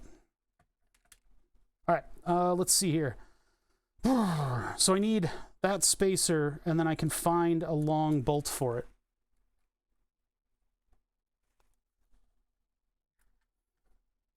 Modular, okay. The way that I've seen it done in shops that I've worked at, where basically they have the big industrial drawers, and then inside the drawers you have little bins for everything else. Drawers and bins was the way apparently to do it really well. But the thing is, like, when you needed a part, you had to wander into the parts section, and it's just this massive storage area with all of these drawers and stuff, and they fall out of organization periodically. You can find a lot of cool stuff, though, in places like that.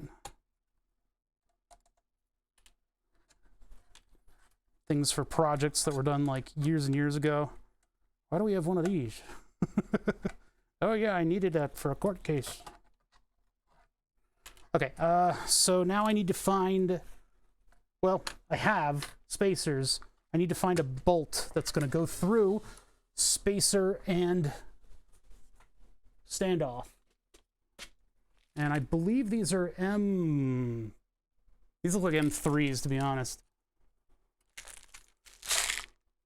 Yeah, so I got a whole kit of M3s varying lengths. That one's definitely going to make it. That's a long boy. Are these M4? No, they're M3. Okay, good. Okay, so I definitely have the right length. I just need to get through the plastic and a spacer and then go into the post. And then the length that I want it to be is the combination of this and of this. Oh, what's up, man? I'm Smoke the Bear. I don't give a shit about forest fires. I just, you know, whatever. His catchphrase, are we cool? Are we cool, you and me? Are we cool? Yeah, Smoke the Bear didn't really make it very far.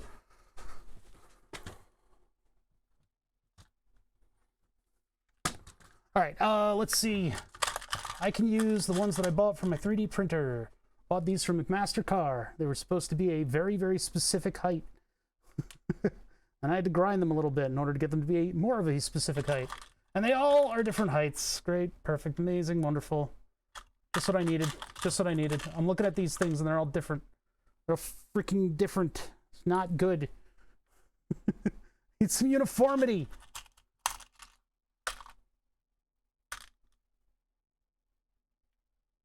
That one's totally different. This is completely off the charts. All these are different. These are, I bought these because I replaced the spring setup for my print bed, which wasn't all that great of an idea, to be honest. The springs on the bed of a 3D printer are actually quite nice to have for those times when you accidentally crash the head of the printer.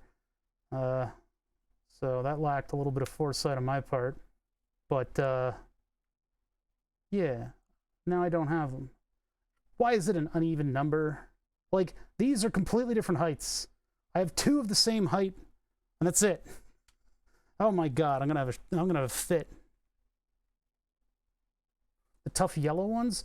Yeah, maybe I should do that. It just is like a little bit of insurance for when, you know, shit hits the fan. Literally when the print head crashes. Because I've had it happen. You know, for all of the touting of the ability of these boards, this generation of 3D printer board, to be able to operate without limit switches, because it senses when a certain amount of torque is being requested and it shuts it down, they're not in the software, at least not in Clipper, checking all that often, are they? Because I've had the 3D printer crash into the bed and pretty much damage stuff. Because it should function as limit switches. It should be able to hit up against something and then sense that and stop, but that requires the software to actually check, which it doesn't. I think it's interrupt driven on the other version, and then it actually will use those limit switches as I've described. Yeah, just for redundancy, I guess. I don't know. There's spacers anywhere else? Ah! No spacers in there. A little pill carrier of stuff. Man, okay, I'm having a standoff issue here.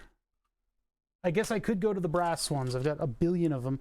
It's just the screw hole size is different, so it's not really gonna... It doesn't really work. We use larger hardware on this one, but I don't need to. I guess I can redesign the butt plate in order to have smaller standoffs. Do I have 4 of any of the right kind, or even the slightly wrong kind? No, because all the lengths are different. Because this is all just project runoff. This is all just the sewage that I create by doing projects around here. So I have 3 of one size, and then the 4th one is a completely different height. Sewage project runoff. That one might be the right height. But it looks altered. Like I ground it down. Oh no, those are all 4 the right height. Okay. Okay, so these big boring ones I can possibly use. Are they English? Watch their English sized. Yeah, they're definitely English sized. Do I have to drill these out now? Yes. This is how it goes. This is just how it goes. This is just it. This is what we get. This is what we get today. This is why I should have stayed home.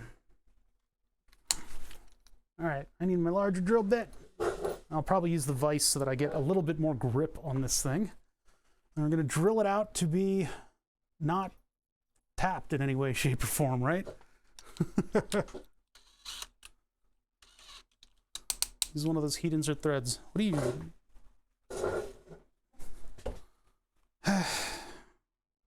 I'll learn to not read chat.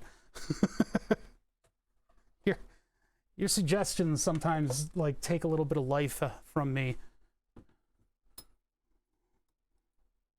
And it does psionic damage to me. Yeah, basically we're making giant washers. Yep. Bada bing. Let's see how that does.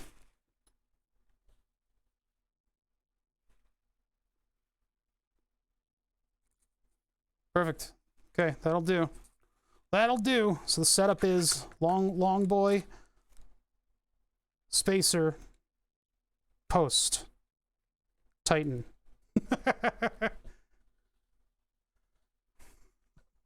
What the hell? I can't operate my mouse. Look at all the room that I have for the mouse. Slow show. Slow how. Slosh 022. Sorry, brain leaking out of face. All right, next. This one looks like it looks like I sanded it down, but these are all moderately the same height. This is like the end of my supply of standoffs. That one might even be, whatever. This one might actually have been metric, and I'm just literally just drilling out all the threads. That might be what's happening here. Might have witnessed a full 360 failure. Spacers are spacers. Spacers are as spacers does. Space 'em, boys. Like that. Like that. One of these. So this is all for burn the subs, and what I'm trying to do is move our little display to be closer to the glass of that case so that you can see it. So that it shines nice and bright from a bunch of different angles. Now the water on the desk is because this is a water-cooled laser, which is not an uncommon thing, but it's also completely unnecessary. Those are all Sark emotes. I know my Sark. I know my Sark. He said hi to me once. I'm basically as famous as he is.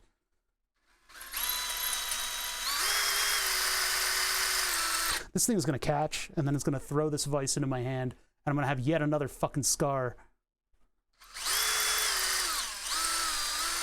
No, it doesn't change colors. It's a VFD. It's a very pretty display.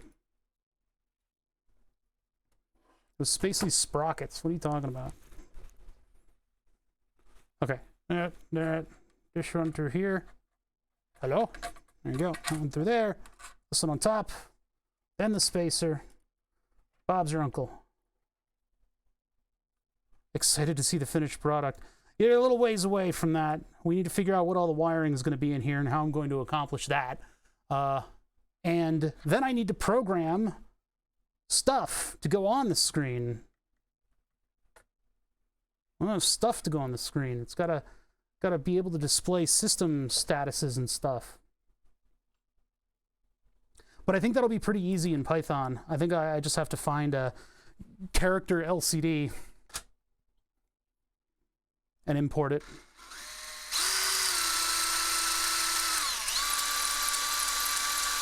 Let's be honest, these fucking standoffs were not going to be used in anything anyway. BTS 4 is going to use the Granite Devices controller that I bought. The Granite Devices, whatever the name of that thing is. And what it'll do, I believe it'll be controlling a much more comprehensive and artistic looking setup that'll be able to have varying pieces of wood on it. I've got all the ideas in my brain because ideas are cheap. It's the execution of ideas is really where people like us get involved, right? I just loathe having ideas people come into my stream and be like, can you do the thing that I thought of? It's like, no, I can't. I cannot. Nope. That's on you.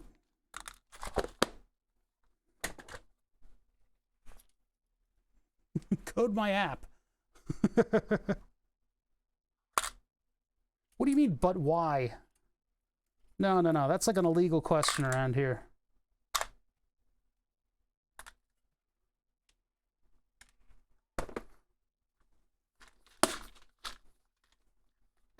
Yeah, build it yourself, homie. I'm happy to help, but yeah, sometimes people try to offload projects onto you. I had to have a word with somebody fairly recently about that.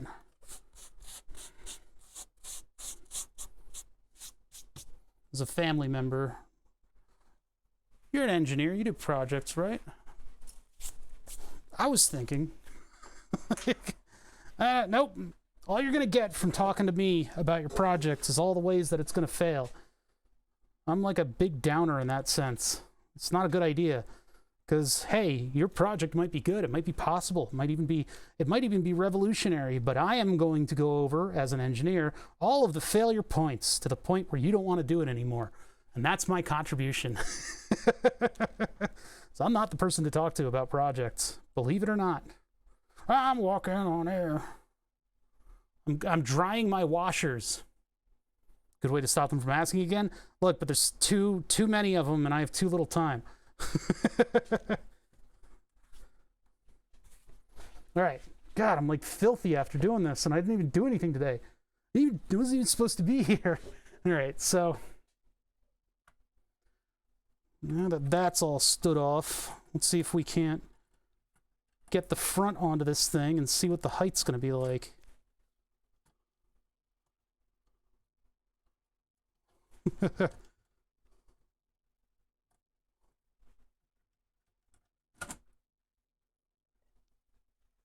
Well, yeah, I mean, you know, I love hearing about people's projects that they're actually working on. Don't get that twisted. That's why I love the Discord so much. Is we've got people sharing all the projects that they get up to, and it's cool to see. And I want more of it. I want more people. Just for more content. Personally, it's a selfish goal.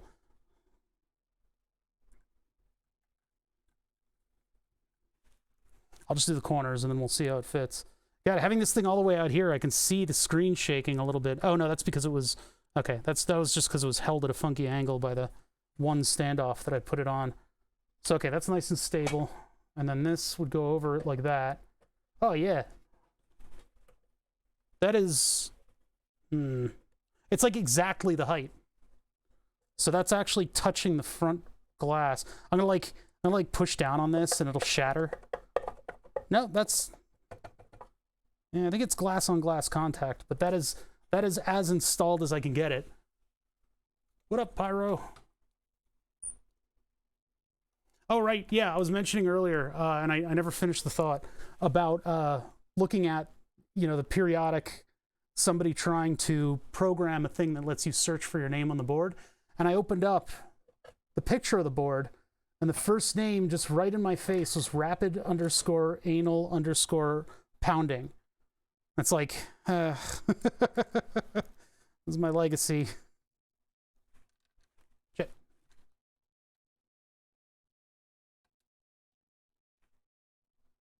No, I mean, my goals are selfish. Like, I want to look at cool content, and I want you guys to do all the work. That's pretty selfish. Don't sugarcoat that. I know, that classical name. The first thing anybody sees when they look at my old boards. That one name. It follows me wherever I go. Everywhere I go, I see. Rapid anal pounding. I haven't installed the fan yet. I'll probably have to drill those screws out. Get those to fit. Where'd my tweezers go? Tweezers! There.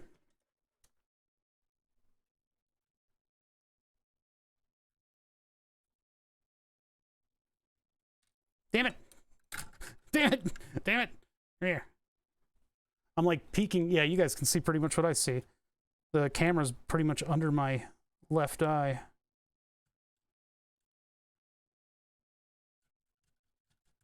Okay. And then one of these.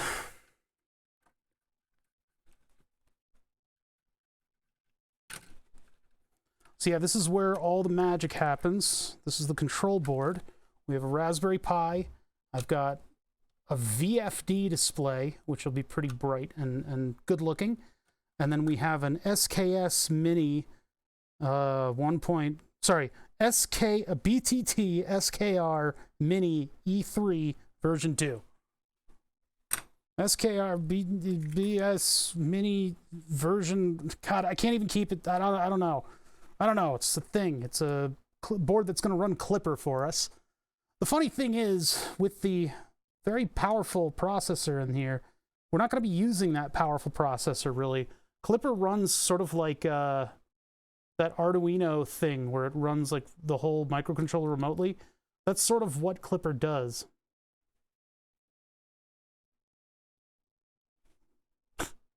Always go large with the power supply. It's not a bad thing. Unless you're really trying to cut costs.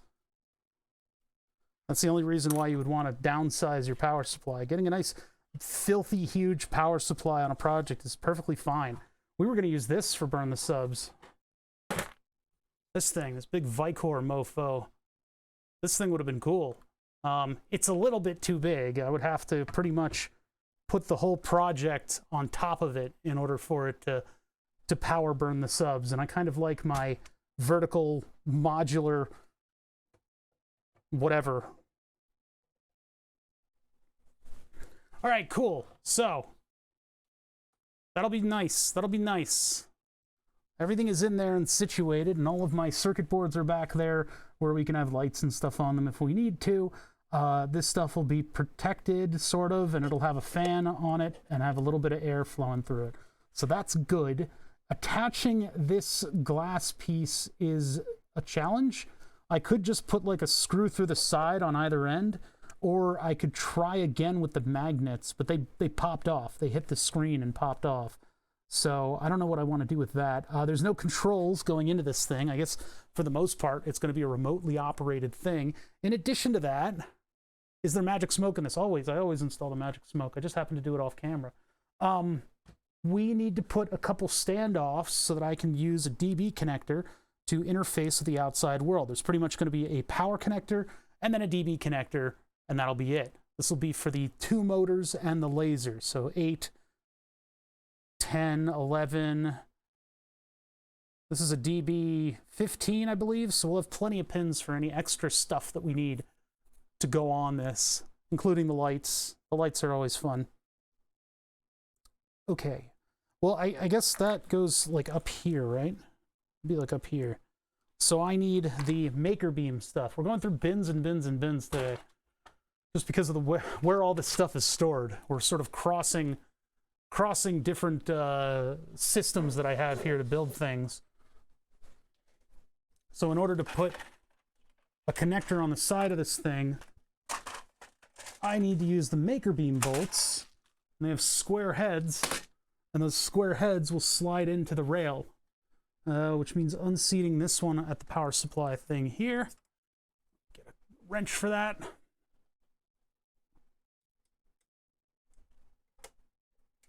Now what is, that's just a bolt on there, so I can just take a pair of wire cutters just to use the grippy front part.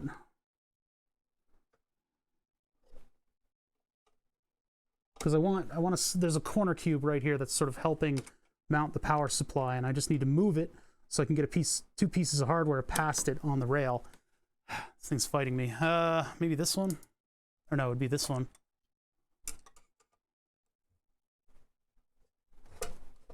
That's a negative. Perhaps then, coming out over the edge. Oh, you guys can't even see. Can't even see what I'm doing. Okay, there. Then one of these. There we go. That wasn't that hard. I just made it hard on myself. Oh, no. Caught it. Did I catch it? Yeah, I caught it. All right. Then this thing drops down. Catch that. This thing slides out. Now I can get the hardware in there. And which I guess we'll do, yeah, that one there, so it's not a hazard. And then it needs to just come out from the side. Now this is gonna mount over there. Do I want this to be down low? Yeah, I probably do actually. I don't know if I needed to remove that.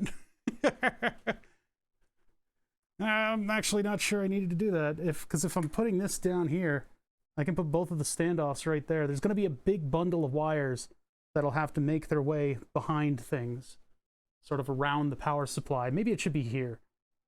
But where does that sit on the wall? Where does that sit on the wall? You guys come over here. All the way over here. So there's like plenty of room around this thing. From my perspective. Here, bring you guys up and around. So this is where it hangs. The 2 screws on the top, 2 screws on the bottom. There's a big wire loop right here that I was using previously. All the stuff for the drag chain is right here, which I'm going to rewire. I'll put new wires to this whole thing because this is all the limit switches and stuff that we're not using anymore. Let me see here. So this is below everything is where our wires are coming in. This is a hazard for wires because it'll wires can catch on something like that. But then we've got a nice free space right there where nothing's really going on. So if I put it all the way at the bottom, it would be pretty much there and sticking right up against the back of the board there, the backing for the board. Which I guess is okay, because I can make sure that it stays away from the spinning thing. But then the gantry is going to come all the way in. Gantry coming all the way in, it's not good. That's not good, because yeah, this thing will come all the way up against that. Having it down at the bottom would be better, but it would have to like stick off of the bottom there, face downward. Okay, I think I have a plan. The only problem with doing that is that I don't have a good place to run the wire around the power supply. The power supply is like the bottom of this thing. Unless I move the power supply up, and then the power supply is sitting right below all of the all the water-cooled stuff. That's a unique thing. They just say fuck it and put the plug all the way over here and then run wires like around it. Well, it'll be coming from down below. So down here, where'd the corner cubes on these go? Huh, weird. I would have 2 corner cubes here that I drill in order to mount stuff. And so I'd have this space. So actually a hefty little amount of space there. But if I put this there, this is going to hit up against stuff. If I go straight down, there's nowhere for wire to go. From the side, we're pretty much in the... Unless I like put it all the way up here. No. No. I think it has to go here. It has to go above the power supply because the power supply is not going to allow us to route our wires around properly. Yeah. Okay. Well, that's that plan. So now I need 2 of these guys. So the way Maker Beam works is that your screws have square heads, and those square heads lock into the channels on the Maker Beam and allow you to tighten stuff up against the extrusion. Maker Beam is a little bit expensive for what it is, but if you're finding yourself in the need of rapidly creating structure for stuff, it's very useful. Especially around here where things are like temporary setups. Of course, what I should have done is bought a Euro rack and used that. That'd be kind of cool. Using a Euro rack setup in order to make burn the subs. Everything's controlled by a 0 to 1 volt signal. No! Oh. I gotta go get the screw all the way from the ground. Where did it go? There it is. There it is. Ah, Chad, I can feel the anxiety leaving my body as we work on burn the subs. Oh, nope, there it is. It's all back. $962 drops on the channel. Jeez. It's a lot of drops. It's a lot of dropping going on. Not a whole lot of picking up. Let me see here. I guess I want female to female on this one. And then I want it to be long enough that I have room for all the wires that I'm going to be soldering to these. So probably dish one. And then I don't know if I have the screw terminals that DB uses a different, it doesn't use this size of screw, does it? It uses a slightly different one.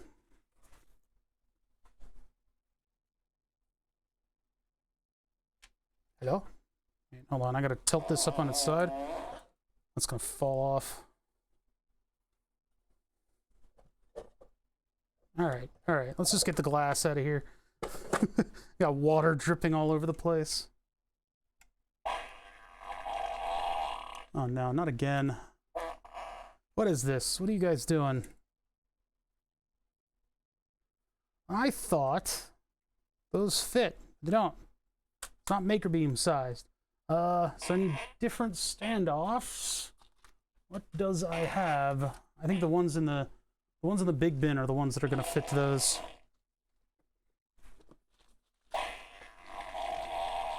Man, what has gotten into you today, chat? That's the second one of these. I don't think we can afford this many farts in one stream. There's like a rule against it. I think Twitch is going to take up arms. Burritos, apparently. Yeah, I had an IPA last night that set me off on this path. These are different sizes. Wait. Are both of these different sizes?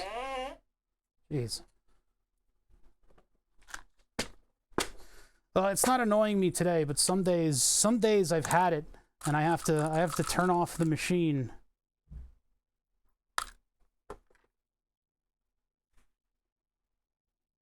Crashing the fart economy. I know, I've got a fart economy here. I'm gonna start doing selling on the fart exchange. Fart DAC. Fart 500. That's actually just a race. That's a race. That's actually like a car race.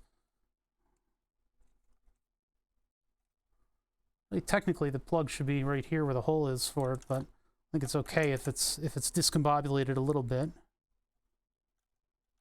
That seems like it's a little far, but I am going to need that room. So now I need to find a part that goes over that, holds it in place.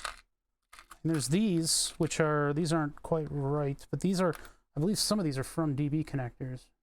I don't know if they're that size, though. Yeah, they're like a weird English size.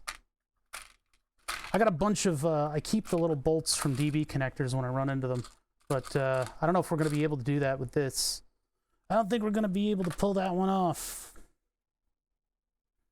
So I guess I could just, like, put a nut on the two ends. Just for now, anyway. Consequences of the fart box. Fart-a-lanches, I know, it's very fragile sort of fart fall around here that you don't want to disturb. And it's really that top layer of farts that becomes unseated. They've done studies on this, and it just kind of like slides down, you know?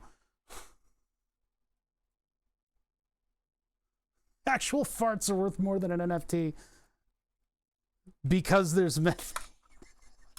That is actually true. They're not completely worthless.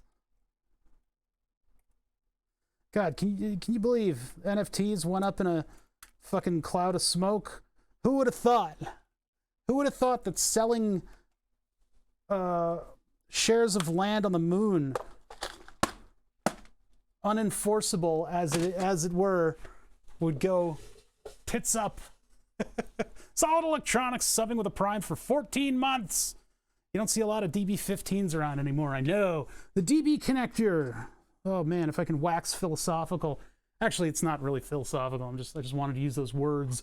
The DB connector is a wonderful, wonderful, wonderful piece of hardware. It is these pins on these connectors, because these are the old computer connector, right? Oh, this thing is out of date and it sucks. Well, the cool thing about these DB connectors is that they can carry a lot on them. There's a lot of pins. They're easy to solder to. They're spaced out in such a manner as to allow the ease of use by an actual meat person putting it together. Each one of those pins can take 12 volts at 5 amps, which is an insane amount of power. Okay, it looks like it's going to have to come from this bin. So you can really get a lot done with DB connectors in the hobby realm, because they're not really used all that much anymore. And I, for the steering wheel project, found a DB15 connector what has giant golden pins on it. So I was able to get the full power to the 3-phase motor with just a DB connector. So there's like specialty ones that are pretty damn useful. Pretty cool stuff. Yeah, really the way that I should have done this is standoff should have not had threads on it, and then I can put another small section with threads on it in these in order to hold it down, because then you can have the screw-in connector on the other side. But we're just not going to bother with that. We're not going to have screw-in connectors. They'll just be press fit, because there really shouldn't be any. You're not going to have like a user messing with it a lot. So that just holds that there, and then when I go to plug in the other side, it'll just be pressed in like that. And that should be a pretty good connection. And the modular, you know, always modularity. Working module by module is extraordinarily useful for a project like this, because a project like this sometimes will just go bad. If it's, because this thing stays powered 24/7. It stays powered and ready to process names 24 hours a day. And so as such, if something on this fails, I need to be able to just swap stuff out. Should we use the big power supply? I feel like we should use the big power supply. Big power supply is 24 volts. This one is 12. Yeah, 24 volts, and then I need 24 to 5 in order to power the Pi. What can the SKR take? So SKR Mini E3V3.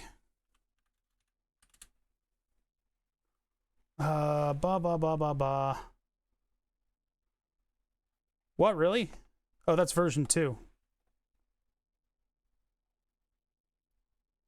32-bit control board. This is way more control board than we're ever going to need. It looks too cool not to use. Yeah, I'm kind of in that camp. What is that thing? I need like info. Specs.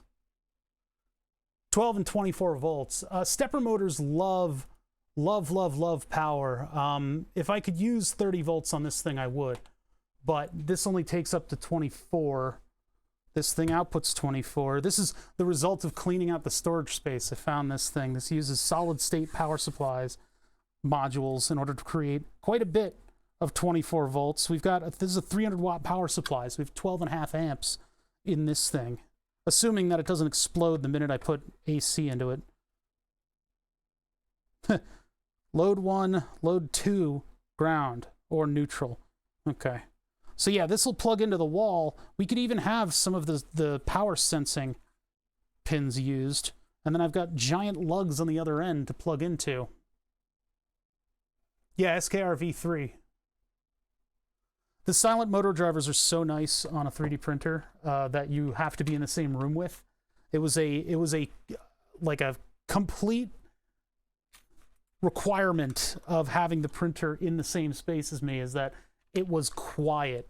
And so the only real sounds that I'm hearing from the printer when I'm running it is if the filament's having a little trouble. It's actually kind of amazing going from 7,000 fans inside of the little box that are all fighting each other in turbulence to having silent motor drivers and a Noctua fan. Just beautiful. Hey, Smith Clay, how's it going? 20 months. And Solid Electronics had 14 months, but 20 months of primes from Smith Clay. Hell yeah, brother. Thank you so much for subbing. Thank you. If we go to this, the only problem is that the wooden box is going to stick. So we had this nice, we had a good thing going. Everything flat, right? If I work this thing in there, it will be much cooler in terms of how awesome it is. Be overdoing it a little bit with the power supply, and then I have to mount the control box to like these. Those are the only, because like this takes up so much space. It's pretty much the entire floor of this thing at that point. Of course, it would free up this whole area too, and I could spread things out a little bit more. It's a lot of power supply to be putting on this thing. I think we have to use it though, don't we? I think that's kind of a requirement, isn't it? I'm not going to have it like down here and have longer rails. I guess I could. Put all the water cooling stuff in front of it. Well, kind of. I don't want the reservoir to be below the water blocks, though. The reservoir needs to be at the top point, right? The reservoir needs to be at the top point where it's going to catch any, what are they? Any sort of wandering bubbles in the system, right? Yeah. Interesting is probably the only good descriptor here. This is a subs powered etching quote unquote table. What lives on, okay, that's not a good camera angle. It lives on my wall. It's this. Bam, that thing behind me. It has an extremely bright blue laser on it. And we've had several versions of this thing already. I have 2 boards that are completely filled with names that are a backdrop to my gaming computer. This newest version, we're doing a couple big upgrades with it, and I'm using some of the junk that's just been lying around the shop waiting for a project. I would have liked to use one of the 4-line VFD displays that we have, but we'll just use the 2-line because otherwise I'm not going to be able to fit all this electronics inside of this beautiful weirdo glass case that my brother gave me. So we have an SKR Mini V3 3D printer driver board, I guess, with the silent steppers on them. Raspberry Pi. We've already got all our code in there. And our display. And so next I'm going to need to figure out how to do all the wiring for it. But while we're here, while we've just got the skeletons in front of us without any of the meat on it, I'd like to start thinking about some of the other stuff that I want to incorporate. This has been collecting dust. I bought this thing off of eBay a while back. I don't remember why. I don't really recall why I bought this. But anyway, this is a pretty nice, I mean, Vicor makes some pretty amazing power supplies, and so this would have been good to go into a much more extensive project. Burn the Subs kind of deserves the pick of all the good stuff in the shop, though, because it is kind of a mainstay of the channel, so it gets all the nice stuff, like the cool box that my brother gave me. So I've got an old EKWB reservoir. We have a 12 volt. What is this one? What pump? What are you, pump? Brushless DC. 30 amps. What? 30 amps? Are you fucking kidding me? Oh no, that's the model number. 12 volts. I'm gonna need a 24 to 12. For the wheel sim? No, the wheel sim gets a 48 volt power supply, and that's like 500 watts. That's like an incredible power. I spent like $115 on the power supply for the wheel project. The wheel project, if you guys don't know, I used Granite Devices SimuCube controller in order to make a steering wheel for sim stuff with real car parts. So I've got an actual Mercedes wheel on that sim setup. And I was hoping to do it on Saturday, but because I moved my computer upstairs for that brew stream, brew and a puppy stream, moving it back downstairs, it was very mad at me that I had moved it. And so I had to spend a day or two actually figuring out where all my stuff plugs in order to get it working again. So we're on the outset of that. There are only, well, okay, there and there. Those are the mounting holes that I have access to. Those are out of bounds over here. I could make a plastic thing to go behind it. I'd rather not, though. I don't know what kind of temperatures this thing is going to see. I've never run this power supply before. But it would do best if I could put it behind everybody. But again, doing that is kind of tough to do. Let me think. How else can I do? How can do? How what do? Do thing. Make thing work? Thing work with thing. Can we find this on GrabCAD? That would help me out a lot in making plastics. They're like screwdrivers in the way. It's been a hardware day today, not a software day today. Oh, look, GrabCAD. It looks like a generic 3D model. Sorry, a generic like factory website for like business people to look at who don't know anything about, you know, CAD and hardware. It just does not look like, this does not look like the site that I'm about to reveal, because actually GrabCAD was bought by this manufacturing site. They put their front end on, but they left probably one of the greater resources in CAD, the library of stuff. Just people submitting things, vibing, having a good time. So from this giant list of things, including an MP7A1, I can just look for vicor. And I'm seeing a variety of the vicor products. And look, it's the vicor flat pack. Well, that's close. That's not really it. It's as close as I think we're going to be able to get. I could just like extend that out a little bit because it's kind of a little weird. But yeah, these modules are what vicor deals in. Vicor Power makes these modules that do what basically a power engineer would design. They would put together something that takes power from the outside world, converts it by usually converts it by turning it into DC, turning that DC into a switch signal, putting the switch signal into a transformer. The transformer kicks up the voltage into capacitors and diodes that'll stabilize your higher voltage, etc., etc. They do it over and over again in all kinds of different ways, but these do it without having to hire an engineer, and they do it very efficiently. They're all potted, so they're like extremely robust. They're strong. You've got only a couple little tabs here with your high voltage on it. If you're not interested in becoming a fully fledged power electronics engineer and your project needs a lot of power and you got a huge budget, these things are awesome. So that's what the power supply in my computer consists of, is those things. Now here's the vicor flat pack. This is a slightly different one. It's a lot more narrow. Nice work. Cool, man. Yeah.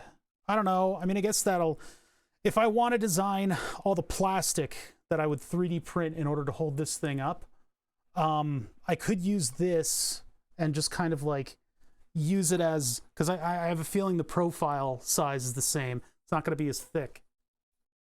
I mean, I guess I could just like put two of them onto the drawing just so that I can get the mounting hole locations correct. I don't know. We don't need to do that. I don't think we need to do that. Had a bit of an impasse though, because if I use this thing, I've got to change a lot of the design around.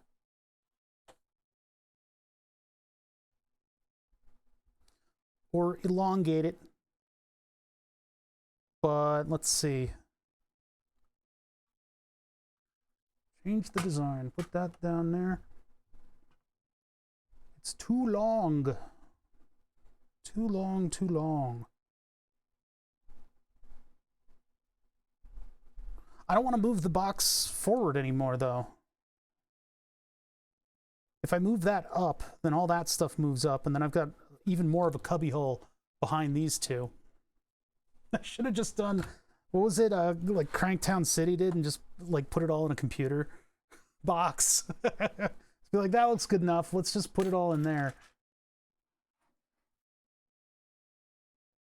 Yeah, I do kind of want to use the badass power supply, though. Think, bother. How are we going to do this? Well, okay. See, the rails are like a standard width apart. They're just like using the rail, like putting a rail in it like this and an H. They're kind of standard, and it appears as though a lot of the stuff that we've been mounting to it is like a-okay with that, right? It's totally cool with that width. It's sort of a little bit standardized. Although this is, yeah, the box is a little wider than this. Interesting. I don't want to move the rails out because that's going to confuse it a little bit. Sorry, chat. I'm just at one of those points in the project where you're like questioning everything. I could put it horizontally like this. That actually would work. Hold on a minute. Let's try it. Let us try it. Aren't you going to try, bother? All right, I need one of these.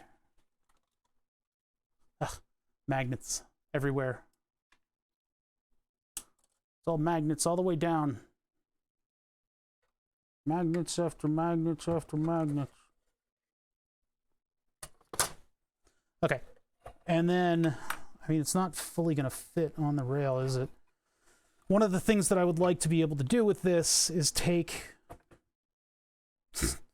this thing off of the wall for maintenance and whatnot. That's a little ridiculous, isn't it? Having it like that. Have it like this. There we go. Perfect. Nah, it doesn't really work that way. What is this one? Yeah, this one's 12 volts and 5 volts. I don't need the 5 volts there. I can make I can make a, you know, put like a board somewhere that'll do 5 volt conversion.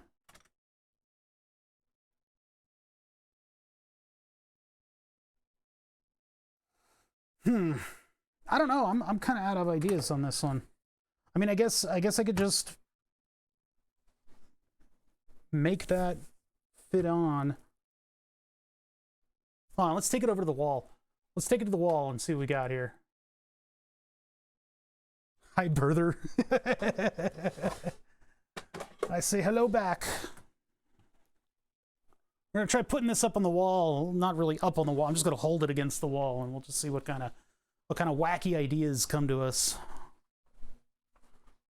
I need to move the camera so you guys can actually see what I'm doing. You actually see what I'm doing. Move some of this stuff around here. Hey, this is a lot, chat. Thank you guys for joining me for this little journey in hardware as I try to figure out my life. Trying to actually be organized about something for once and get some of the stuff that we've needed to get done. I can move this whole thing up if I need to. And I can move the mounts out to the sides and we can do longer rails. Oh yeah, okay, all right. That solves it right there. Okay, cool. So if I move the reservoir all the way up, then that puts the screen at a much more functional height for me. Let me find what size rail that is, and we can rebuild the backing based on that. And then I'll just put corner cubes on the sides of the rails in order to put the screws through. Where's my maker beam? Somewhere in this pile of garbage I call a shop. My nephew asked me once, "You don't sell anything, why do you call it a shop?" And I told him, "Shut up, kid." And I pushed him.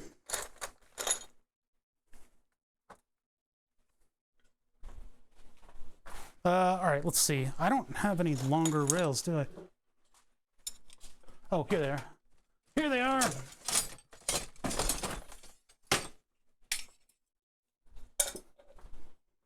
This is an old gantry piece from Burn the Subs, and that is our new height. Okay, so the control panel's getting a little larger. And so am I. Okay, anyway, let's grab this thing and bring it over. Control panel's getting a little bit taller. We still have to figure out how to mount those other things. Mount the power supply to the actual rails, and I'm not gonna drill into anything, you know? I'm not gonna drill into the rails. But the idea is pretty much the same.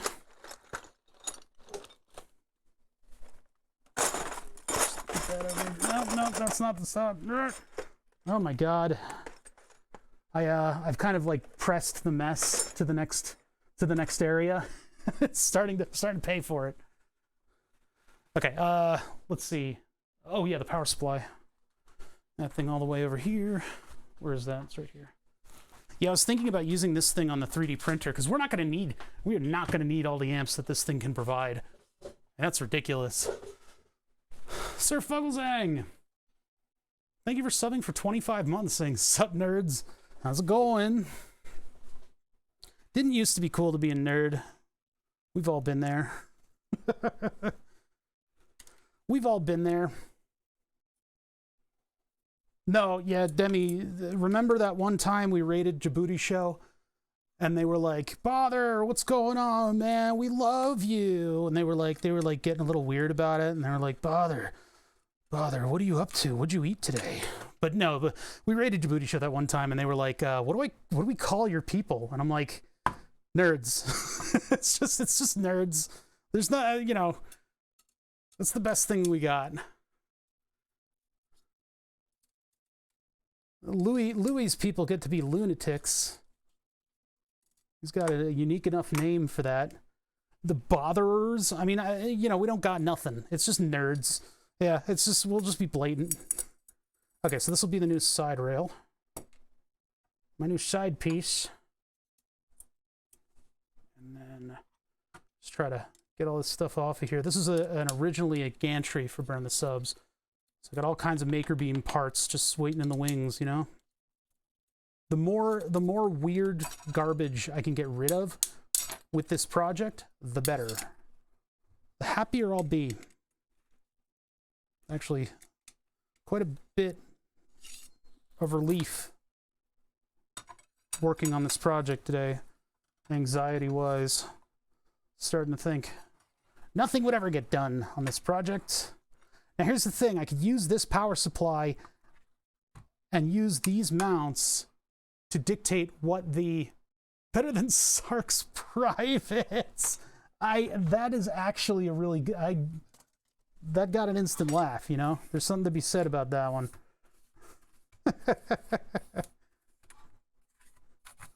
I don't think the toothbrush goes all the way. No, it does. Just dusting off these the heatsink pieces have like old storage unit dust in them. Disgusting.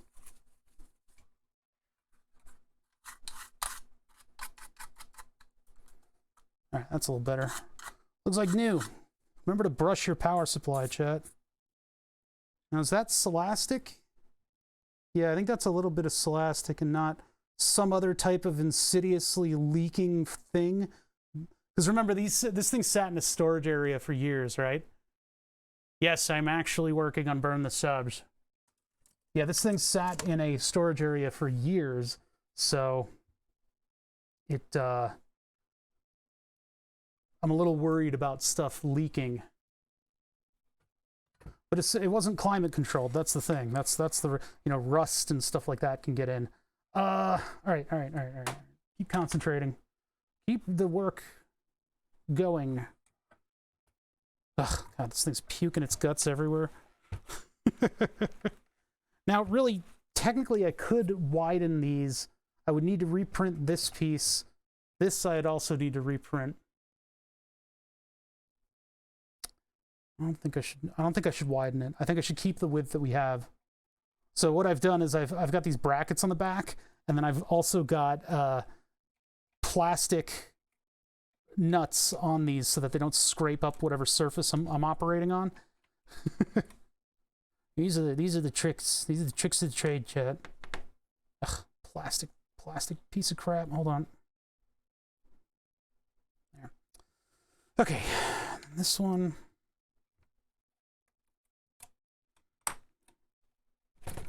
Why does it do that? It only runs in one direction. Why does it do that? Stop it! Go this way.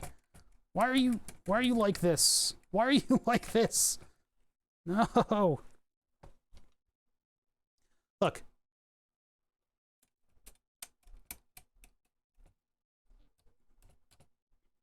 Why did I just make a check valve? Like, why? How does that work?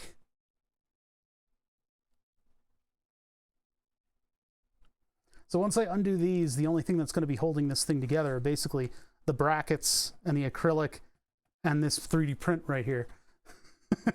This thing is not going to hold any sort of weight.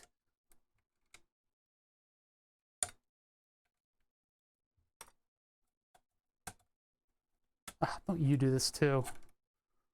Only works in one direction, huh? It's what it is the little square screw heads are tilting, and when they tilt, they'll end up pinching. And when they pinch, they don't slide. Am I really going to have to take the whole thing? I'm going to have to take the whole thing off. I'm just going to have to do the whole way. All of it.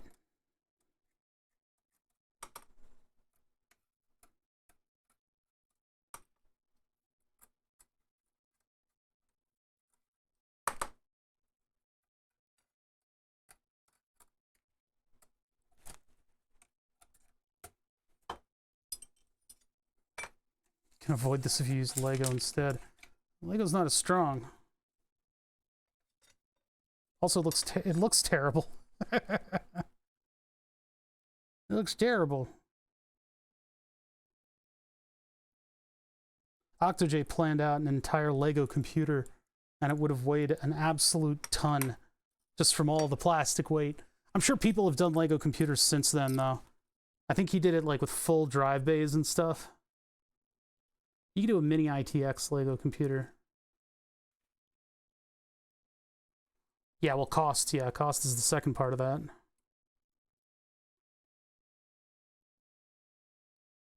Which is the reason why he didn't do it in the end. He didn't fully implement it. I could use these to mark out where I'm putting the corner cubes. So I can figure out what the height of the... Because I've got... Basically what I did is I put 2 runners on the wall, and those go into the studs. It's just 2 pine runners. As long as I'm on that pine runner somewhere, I can run a screw just straight back into the wall. So you can see where those screws are right now. That's basically what I want to mark with these brackets. Oh, but I don't have all the hardware for this bracket. Hold on a minute. Just 1 minute. So do a little bit of this, do a little bit of that. See, and then the rails are going to be much taller than the runners. So it'll have to be mid thing. So I'll put a corner cube on the end where this cross beam is, and that corner cube will just provide me with just a hole that I can just throw one of those screws through. Yeah, secondhand Lego is kind of amazing. And then there's for the people that collect it, there's like these special mesh bags that they get, like for like mushroom collecting or something, so you can put all the Lego through the dishwasher. You disinfect your Lego.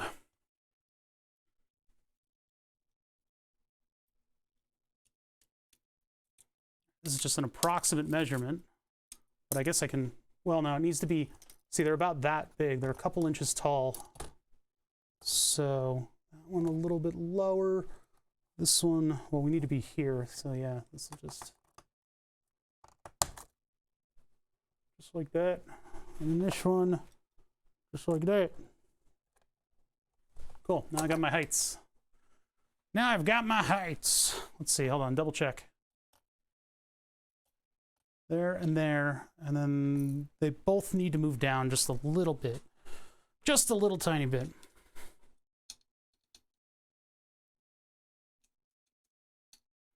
That one down, and then this one down. I'm gonna come back over and double check. Lego foraging. Got your Morel Legos.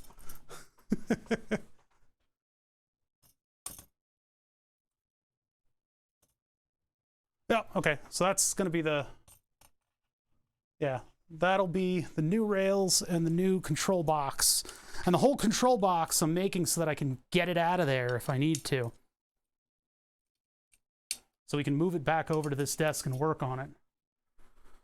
Okay, so we're kind of circling back in terms of like measurable progress on this project, but this is good stuff. It's a good thing we're doing this. Which side was the top? The taller one is the top. Okay.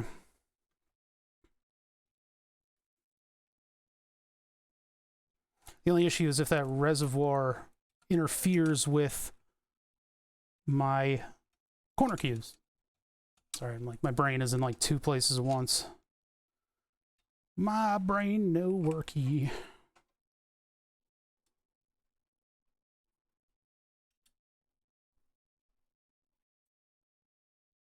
So we saw a garter snake on our walk the other day. And once again, just like with the toad, this little corgi did not do anything with it. She didn't know what to make of it. And not a single thought of chomping on the thing seemed to have crossed her mind. Of course, she was a little busy trying to get to the, I think there's ginkgo berry. Maybe not ginkgo. It's like dogwood, first of all. There's like every tree in this fucking neighborhood is like a goddamn different berry on it that the dog shouldn't be eating. She doesn't need a new chew toy. She has you. Yeah. I gotta stop play biting. I gotta stop playing roughhousing with her. I don't want to, though. She's too cute. Hopefully she just sort of grows out of roughhousing a little bit. And, you know, like, she knows when to stop and the signals that I'm giving her. But this has got to stop. I'm covered in scars. I bet they're tasty, too. Well, the toads are supposedly poisonous to dogs, even though they will crunch them down. And I don't know about garter snakes. I doubt that they're good for the dog, but I don't think that they're bad. I don't think they're terrible for her, but I don't want to deal with the aftermath. Oh, that's like totally uneven. What is wrong with me? Okay, like that. Eyeball it. That should be good. I mean, I guess instead of doing it this way, I could have done a plate against the wall, but this will be good. This will be good. This will be good. This will be good. Putting all this stuff together. And then the plastic screws are here so that I don't scratch up my table. Most toads are poisonous for us as well. What are we putting in cauldrons then?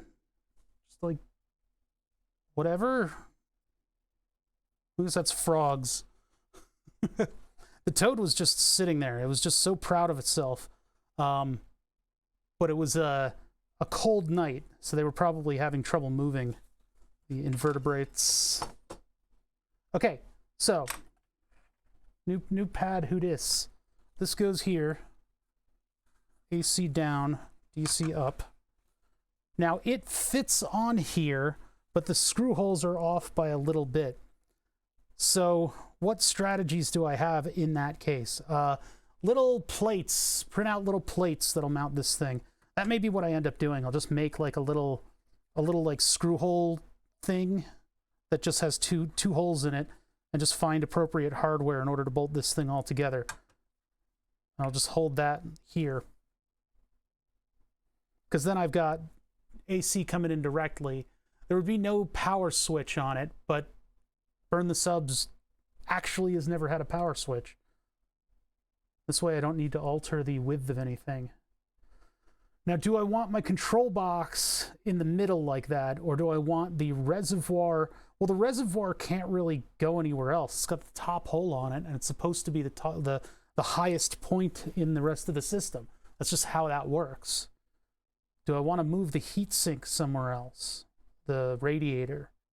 Like put it down here, then have the wood box, then have the reservoir up top? No, I don't think I want to do that. I think everything's fine where it is.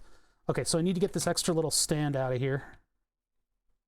This thing. It just holds up the radiator. Make sure that bad stuff doesn't happen to it. I was like, where is my hex key? The one thing that I need a hex key for. The other thing about using MakerBeam is that most of the stuff that you're putting into your system is now uniform, which is nice. It's a nice thing to have, a little uniformity to serve up with the rest of your project. I got 3 of these guys over here. Nope.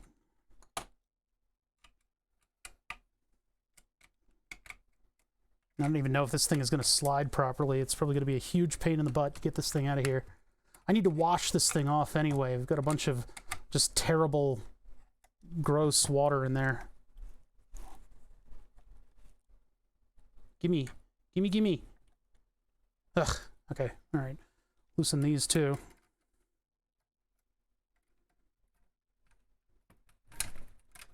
All right. Now it's fighting me.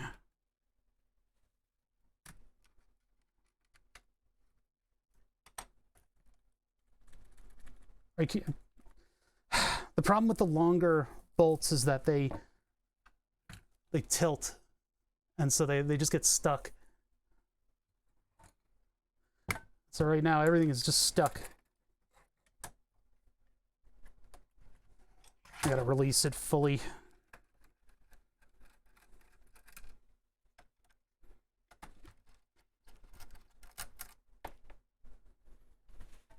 these two.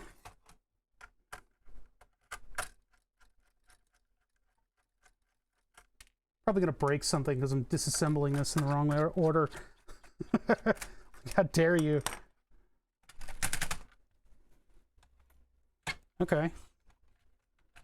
Hello? There you go. Jeez. That could not have been more of a pain in my butt.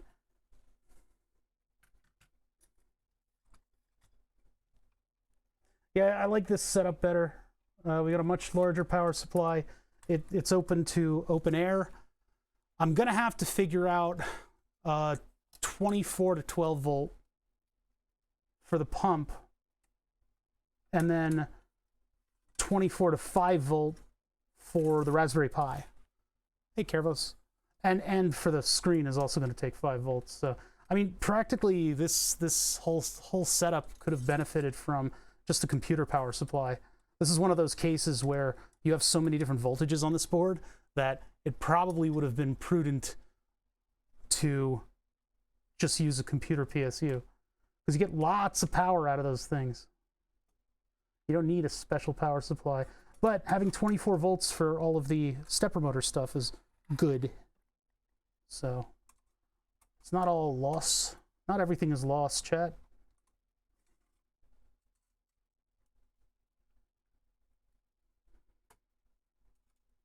Just leave it just a tiny little bit of room in between things. That over like that.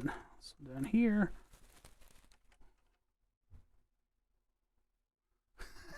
Set 17 volt. Yeah, they have minus. What is using minus 12 anymore? I don't think anything. They really need to come out with that new standard for just 12 volt for everything. And then you've got cursed things like a organ power supply.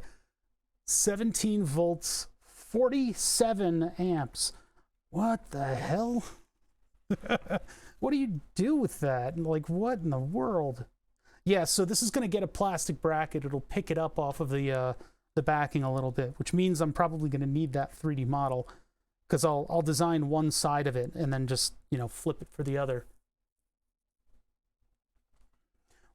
So back in the day, which could be anywhere from yesterday to Mesozoic times and before, back in the day, what were they doing with negative 12 volts? Why did they have any business to have that on the power supply in the first place? I don't think it's for audio purposes, although typically when you see like a negative voltage, you're talking about something in analog land. It would probably have to be something analog, but it just strikes me as kind of odd.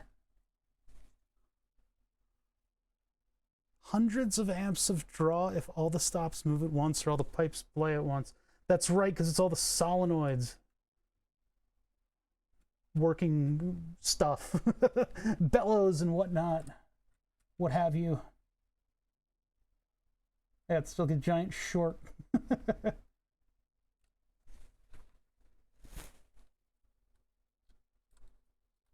It's so you can find in-between voltages and make weird voltages. That's what I mean with analog.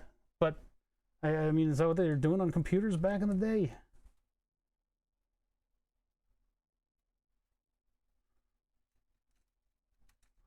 And pipe organs are pretty fascinating, to be honest.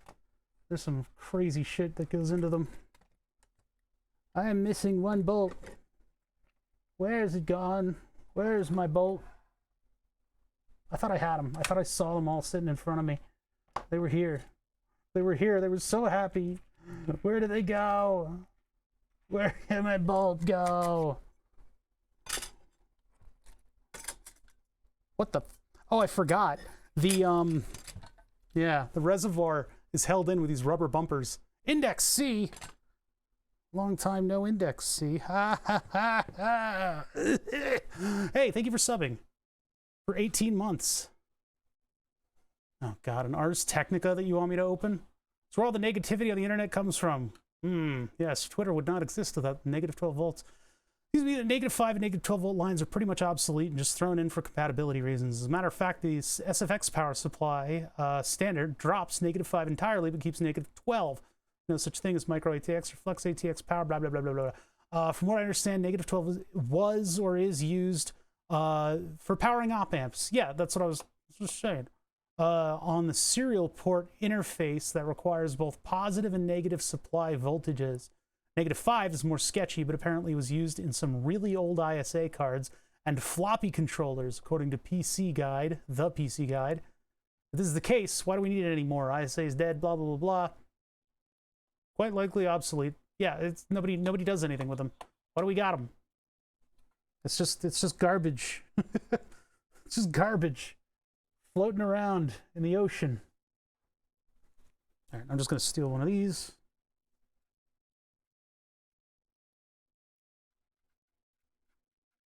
All right, so this is shaping up. We're a little bit taller. Got all the stuff that we need. Got a little bit of space in between things.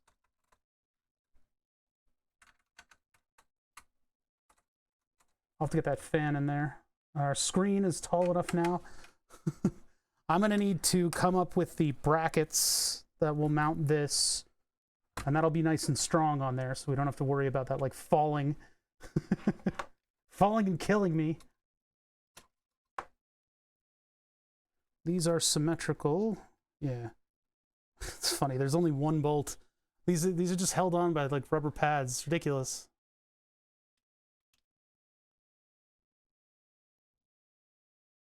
What? There's a lot of... You said a lot there without saying a lot.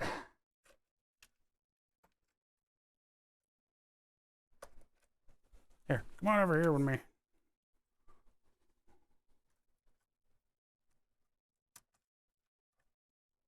So I want the reservoir to be the absolute tallest thing. So that'll go all the way up here.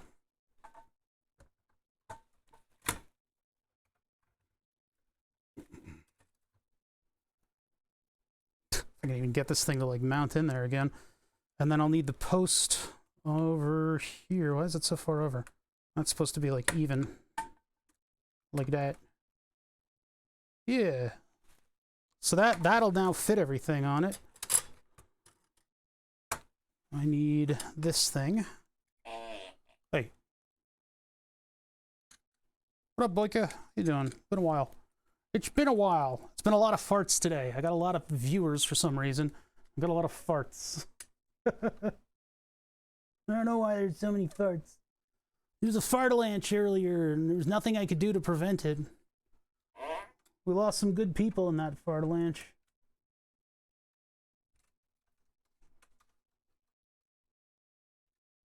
I've been okay. I don't know. A little bit weird. We got a puppy. So I've been watching after the puppy. That's taken up a lot of the time that I would normally spend working on stream stuff and keeping my life organized. So there's been a bit of an adjustment period. Puppy's awesome though. And it's something that we've needed around here because I have, believe it or not, Chet, I've touched grass. I am here reporting to you from the other side, having touched grass. It was everything I had hoped it would be, and more.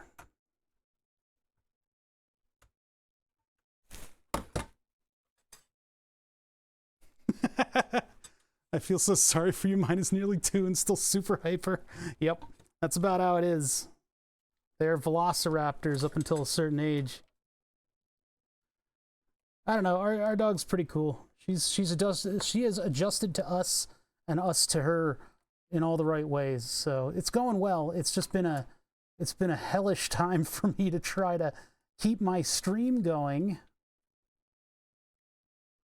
All right. I don't know why I'm torturing myself trying to do this. These don't line up properly unless you do it just right. And I got 3 on the side of this thing, so it's not like I'm doing myself any favors with this. Makes my job a whole lot harder. Okay, now it's not moving. Okay, there we go. Jeez. I'm trying to, like, endorse this rail system as something that you can use in order to build projects quickly, and I'm doing nothing but struggling with it. and, like, cursing it. I'm trying to get an overall layout of this thing. Yeah, it looks like here the reservoir is not going to block the, what you call it, the thingamajig, the doohickey. And technically, it's a thingy. Please, please, please. There we go. Oh my God, why is that one? Oh, because it's too tight. That's why. Why are you fighting me? Jeez. It's like it just doesn't move. We got a corgi, but she's not just a corgi. She's a fluffy corgi. Fluffy corgis are a little bit different than your typical corgi. They've got softer, longer hair. Breeders don't like them as much, which is fine by me. It's the cutest dog ever. Touching grass. Hey. You got to every now and then, right? Grass ain't going to touch itself, you know? I feel like tighten one side and then wedge it in and then tighten the other. Maybe. Maybe that'll do it. She's 18 weeks old. And a goober. She's a little goober.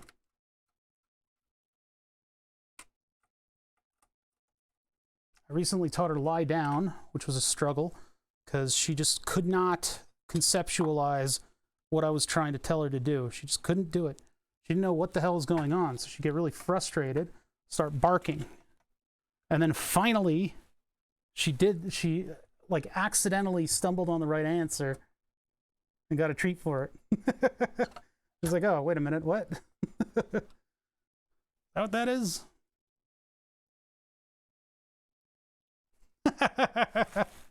I retract my statement on having a hybrid dog. Yeah, corgis are a particular brand of insanity, but this one's been good. She's been great. All right, fuck this. That's not working that way. It's not working. The rubber's squishing in a bad way. Hold on. Fuck this. Fuck that. Get that out of here. Get this out of my fucking face. Nope. I'm gonna tighten this thing down all the way at the top. Yeah, what's going on? I wonder why there's so many more people here today. Is it just the start of another week? Everybody's kind of locked into their work schedules and everything. It's probably a bit of it.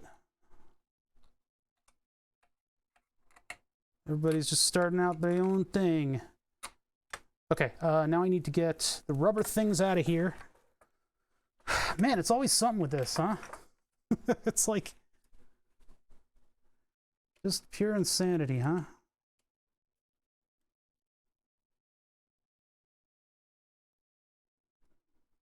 That's gonna fall on the floor if I allow it. If I allow it any leeway.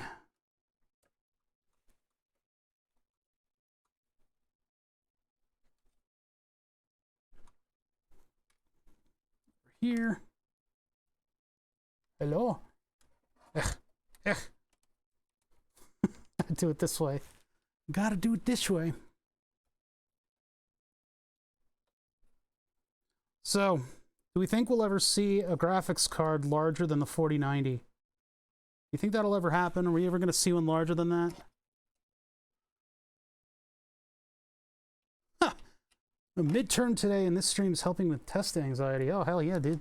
Hey, I try not to have big loud noises and stuff. Well, kind of. I like to keep it zany, but I try to be a calming influence.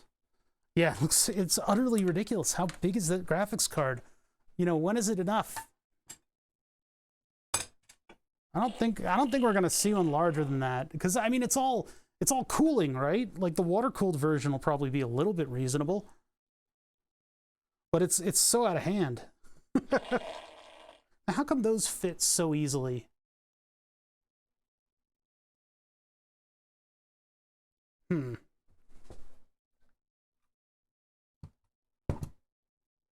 Where'd the other ones go? What did I do with them? Oh, there.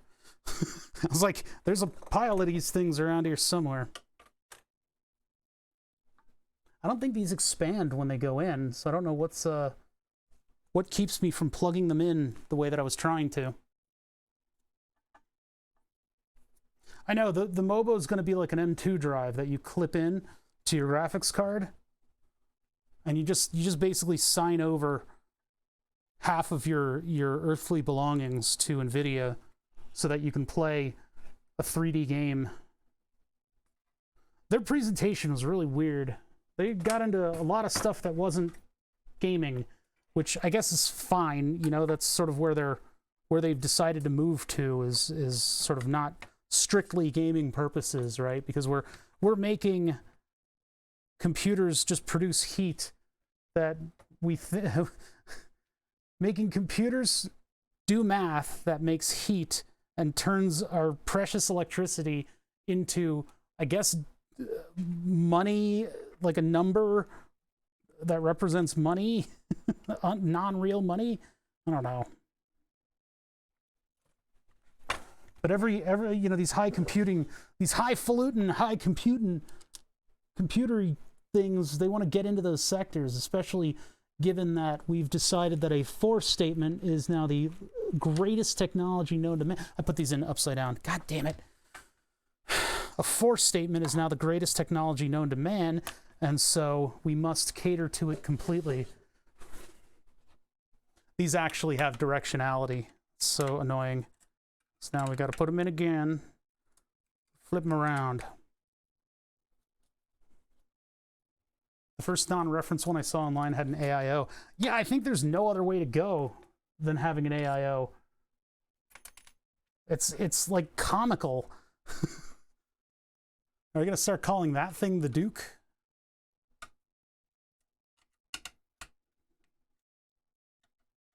And it's amazing to see it, like, people like plugging the reference cards into like their like computers, like at all in general. It's just, it's comedy. It completely overwhelms everything inside of the computer. Like, to the point where the motherboard looks like a, hold on. It looks like a greeting card propped up next to a brick. Like, you know, we've already reinforced all the sockets with metal and stuff. Where's it going to go? Where's it going to go from there? The only inevitability is that you're probably going to be clipping your motherboard onto your graphics card. I mean, man, they need to make the motherboard like a brick-like entity as well, so that you just stack the two on top of one another. You put a little mortar in between them, and you just stack them up one on top of the other. Make them like Lego with a bunch of pins sticking out of the bottom. So, you know, you buy your I/O brick and you plug it into your graphics brick, and then you put your power brick on that. It'll just be a big stack of bricks. Server modules are basically that already. Oh my god. I can't imagine what they're doing for it, because they're like, AI! Oh my god! I'm gonna AI! I'm gonna AI so hard! And so they make these machines that are just like specifically for that kind of stuff. Nothing will be secure anymore. They'll just be able to guess passwords based on behaviors.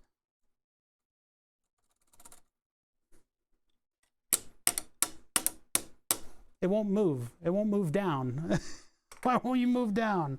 Hey, can you just please go that way? Please. Please. How long is the Darktide beta up for? I meant to answer that question myself, but now that I'm on stream, I can't just Google it. It's like that video with the Raspberry Pi on the back of a 3090. Yeah, that's kind of what it feels like, except that the motherboard is like so it's like a big, like 1.5, maybe, what is it, 1.7 millimeter thick fiberglass board with a billion holes drilled in it that's supposed to somehow support this absolute beast of a graphics card through an interface with a couple standoffs and a thin metal backing. It's amazing. It's just amazing. Engineers saw no problem here.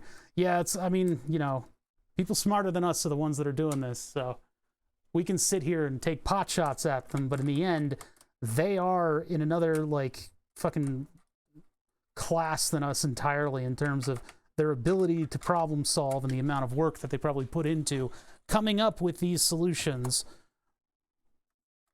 They weren't just sitting around and somebody went, let's make it like twice as big. You know, that was probably a hard drawn conclusion after much deliberation over stuff that could be done in order to mitigate the amount of cooling, in order to fit the amount of cooling that they needed in there.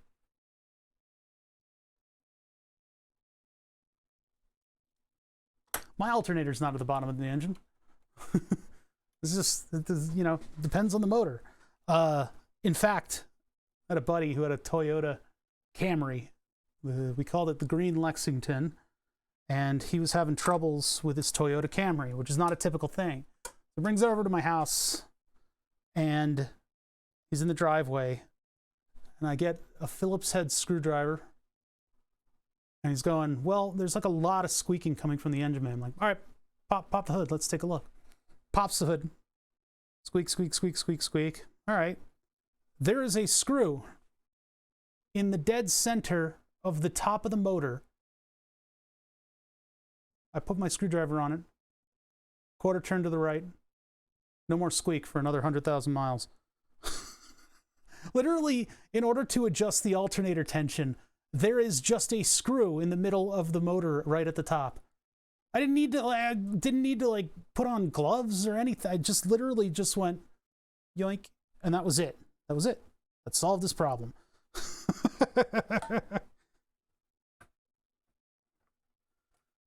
Unfathomable. Unfathomable. Maybe a little fathomable. A slight fathoming can occur. These screws are going to be a pain in the butt, so I have to get things in alignment. Try it this way.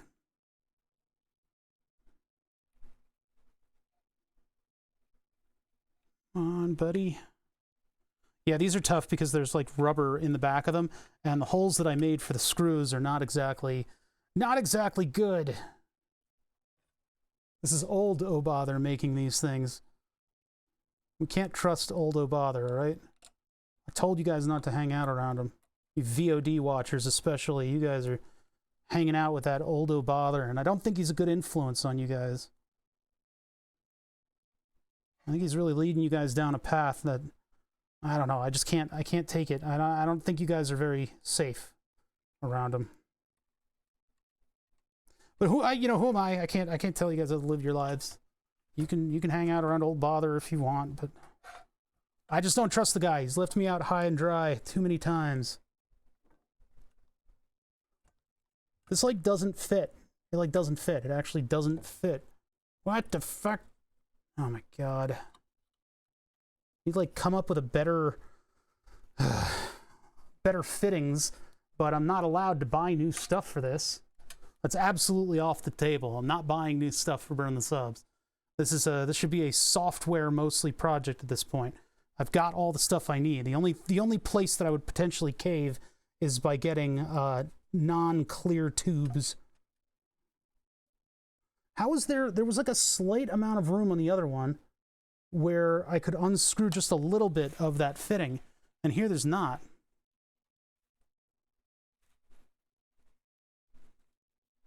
Well, yeah, that's probably the way that I should do it.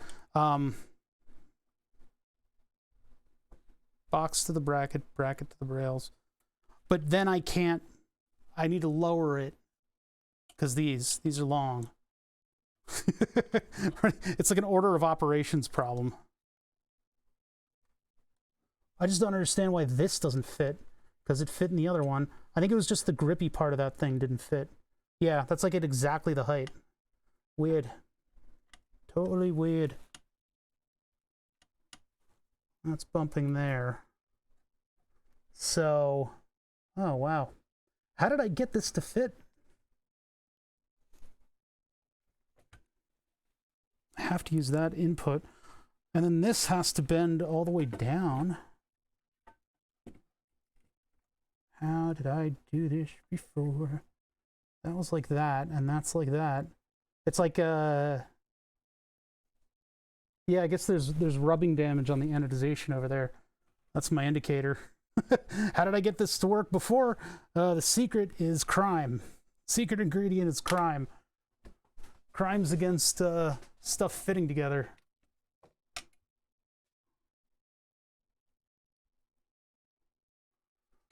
Where did my, there it is, appropriately sized hex wrench so that I can hold the radiator in? Isn't that weird? Like it just doesn't fit? Ah! Oh, and then it drops out. Now I can't get them back in. Oh no, I can get that back in. All right, that one's okay. Just a little too close to the deck there. I wonder if I loosen these, I'll probably get just a little bit out of them. Which tool is that? Is this one? Yeah, if I loosen these, I'll get just a little bit of height out of them. Okay, that's what I was relying on before. Nope, doesn't look like I will. I was wrong about that. Wrong again. Wrong. Probably would have been prudent for me to design this so that the rails were outside of everything, and so everything could have its own little like bracket that would pull it in, like to the inside rail or something. That would have been a good idea. I need to remember these small things that'll significantly improve my ability to put this thing together. One of the things I also have to design, and maybe that's what we'll be doing on Thursday, we'll do a little Fusion 360, is I need to make, hold on one sec, I need to get this thing to, there we go. I need to make a something for this area that I'm screwing in right now. The part behind the radiator, we need to hold that pump up. Hold the pump up. And potentially hold the radiator in place. Maybe put like a grating in front of it or something.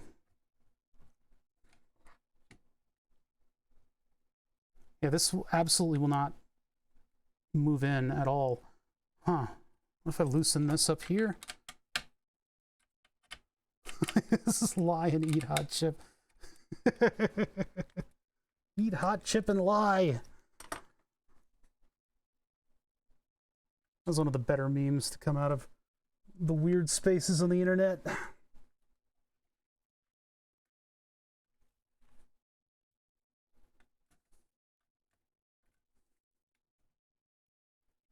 Jeez, that technically doesn't fit. I need to lift up the reservoir a little bit.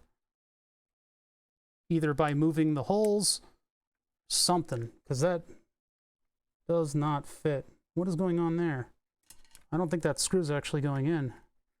Oh, it's not. Technically, all right, give me this screw back. I'd use a magnet to get that out.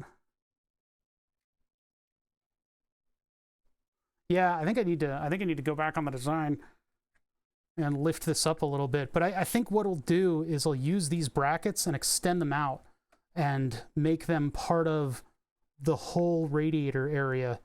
And that way I will have two big prints that'll just clip onto the sides here, and they can hold up all this stuff. I'll probably have to have a horizontal screw hole on one of them, which is always fun. Fun. It's just not screwing in. It's just not doing it. Give me it back. Give me it back. It's like no refunds of this thing. It's just fucking ate my screw and it's not giving it back to me. What the heck? Maybe it'll go in here. Yeah, it immediately went in. All right. Nobody's going anywhere. Everybody's holding it together.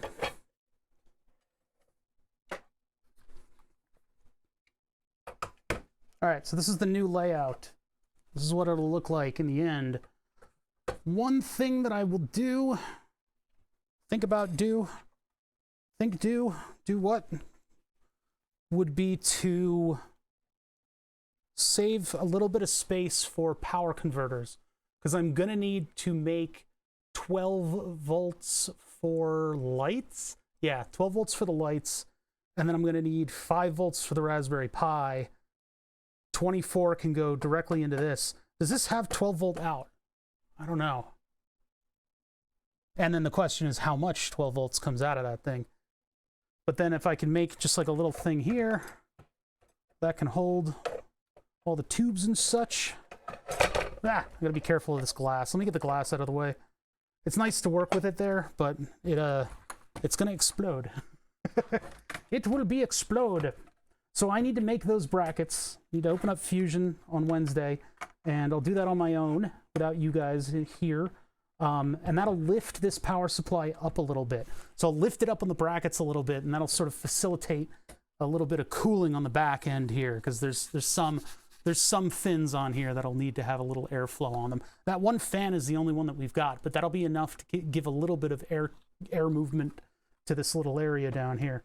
So that'll go there. We'll take up the entire bottom piece of this whole thing. Should make like a front cowl that says burn the subs on it. We'll need to figure out a 3D model for this pump. It's not a particularly difficult shape. I could just punch something in, and then I'll need to be able to hold it somewhere. It was on the outlet of that.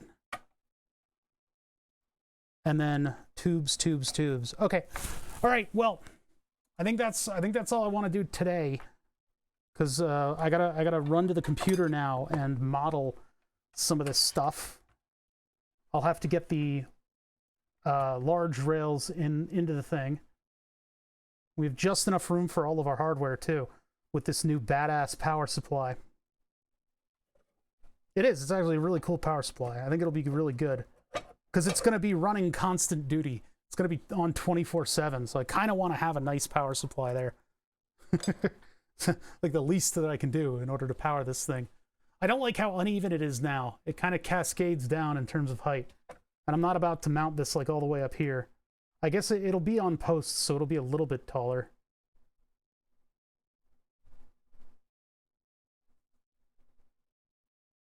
Yeah, maybe I'll scooch the control panel up a little bit. But once I can get like big standoffs that'll mount this thing from both sides, yeah, that'll be good. That'll be good. I like the window. Yeah, I don't know how I feel about it yet, because I mean, like, that's easier to see. The text on this thing will be like really bright. So we haven't used a VFD in a little while on this show. Of course, obviously I'll dust this thing when the time comes. There's going to be a lot of bundly wires inside of this thing. And then I've got to figure out what I'm going to do with the motor drivers, because there's a big ground plane underneath this. I could literally just put a little piece of brass pipe on that. I could solder it down. Well, soldering it down might desolder the chips. But what I could do is just put just a little tube on that, and then yeah, run water through there. Hey, Dad Deets, my letters must ember the board. 53 months of Dat Deets with a Prime. Holy shit. Thank you, Dat Deets. Obviously, it doesn't work yet. There's a couple software things that we need to kind of meet up with one another to get it running. We need to be able to manipulate the Clipper API in order to get basically whatever the software we already have is going to output G code, but we don't necessarily need it to output G code, I guess. I got to figure out how that API works and figure out how to get in there and, you know, send it stuff so that we can get, so we can get a Clipper to run the board, and that'll have all the inertial settings and stuff in it too. Pretty cool stuff. Yeah, there's room for an SD card in there. And then we've also got 2 extra stepper drivers. I don't know what those will do. I don't have any use for them right now. They might just be dead weight on the rest of the thing. They might just be dead weight. But yeah, we got a lot of stuff to figure out. So I'm trying to lock down hardware. We're getting there. I've got to print out a couple more things, and we'll see whether or not I have the energy to design anything that'll hold up the radiator. It might just be good the way it is. You know, we might just work with it from there. But I want to thank you guys for joining me today. We will be back on Thursday and possibly doing a little bit more 3D design stuff so that I can print parts that are going to hold this thing together. We'll see where we can get with that. Yeah, I guess I could put one of the Pi heat sinks under the board. What's the interface on that? Could I solder the back end of it on? I don't know. But then I don't want to desolder anything from the other side of the board, you know? But yeah, the Pi heat sinks would be the first way that I could do it, and I could do it just using just a heat transfer pad, right? Or I could use the heat transfer tape, but I think that stuff takes a little bit for it to get a full grip. It's what I'm using on the front side of the Pi. So we'll either do keyboard or more burn the subs on Thursday, and then whatever's left on Friday. Maybe we'll wait for Friday to do keyboard stuff because it's cooler and there's more people around. Cool. I want to see who's online. I don't think I'm going to raid. I don't think I'm going to do that, although I kind of want to at some point. Today would be a good day to throw you guys over at Boone. Yeah, Minecraft. So if you want to watch Minecraft or The Sims, Polrin is doing software and game development, though. So if you guys check out Polrin, if you want to keep it within the Knowledge Fellowship, I guess. I am going to find that white hair from earlier today. There it is. Look at that little bastard. I'm going to get rid of that. That's going to go away. I'm going to pluck the shit out of that thing after stream. You know that's what I'm up to. Anyway, I'll talk to you guys later. Thank you for joining me. Here's the end card. Here's all the social media links that I barely post to.